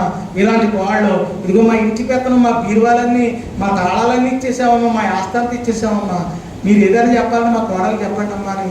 వచ్చి పోయే వాళ్ళకి ఇంట్లో అత్త మాట కోడలు కోడలు కోడలు కోడలు అని జపం చేస్తున్నాడు అత్తగారు. ప్రేమ ఎక్కువైపోయి, ఏమైపోయి ఆవిడ పరిచయం చేస్తుంటే ప్రేమ ఎక్కువ. అసలు రహస్యం, ఒక రోజు ఉండలేక మళ్ళా ఇంటికి వెళ్ళి ఈ అత్తగారిలో మార్పు చూసి నాన్న కాళ్ళ మీద పడి విడుతుందట. అయ్యయ్యో, ఇంత మంచి అత్తగారు పొద్దున్న లేగితే నా గురించి చెప్తుంది, నా బాగోగులు అడుగుతుంది, నేనే ఏదో చేద్దామనుకుని వెళ్ళాను, ఆమె రివర్స్లో నన్నే ఇంట్లో అందరికంటే గొప్పగా చూస్తుంది, ఇంత మంచి అత్తగారు నేను చంపుకుంటున్నానా చేతులారా, ఎంత కఠినాపురాలు నాన్న, నాకు ఎలాగైనా నువ్వు ఏదో చేయాలి నాన్న, విరుగుడి నాన్న, అర్జెంటుగా విరుగుడిదే నాన్న ఏడు చేస్తుందట. ఏంటి మంచి మార్పు వచ్చింది ఇవిడికి, ఆ ప్రేమలో, ఆ సహవాసంలో మార్పు వచ్చింది. తిట్లు లేవు, స్వార్థాలు లేవు, అసూయలు లేవు, పగలు లేవు, ఒకరికొకరు గౌరవించుకుంటా మంచి సహవాసం. అప్పుడు వాళ్ళ నాన్నమాట, అమ్మ నేను ఇచ్చింది విషం కాదు, బలానికి సంబంధించిన పౌడరు. ఏ పౌడరు? విషం అన్నది నీ మనసులో ఉంది, ఈ రోజులు అది కూడా విరగడైపోయింది, మీ అత్తగారు చచ్చిపోతే హాయిగా బతుకుద్ది, వెళ్ళి ఇద్దరు కలిసి ఉండండి అన్నట్టు. దేవుడికి స్తోత్రం. హల్లెలూయా, హల్లెలూయా. ఈ కుటుంబము ప్రేమ గల కుటుంబం. ఈ రూతు అన్యురాలిగా ఉండి దేవుని బిడ్డలుగా వచ్చిన, దేవుని కుమార్తెగా మారిన ఎటువంటి భేదము చూపించింది. అదే మాకు ఇది ఆనవాయితీ కాదు, మాకు ఇది సాంప్రదాయం కాదు అనలే. నా దేవుడే మీ దేవుడే, నా దేవుడు నీ జనమే. అయ్యా దైవజనుడు ఎలా చెప్తే మేము అలాగే చేస్తామండి. రెండో మాట లేదండి. మా వాడు ఏం చెప్పినా కుదరదండి, మా దైవజనుడు ఏం చెప్తే అదే చేస్తామండి. హల్లెలూయా, హల్లెలూయా. అలా అంటున్నావా?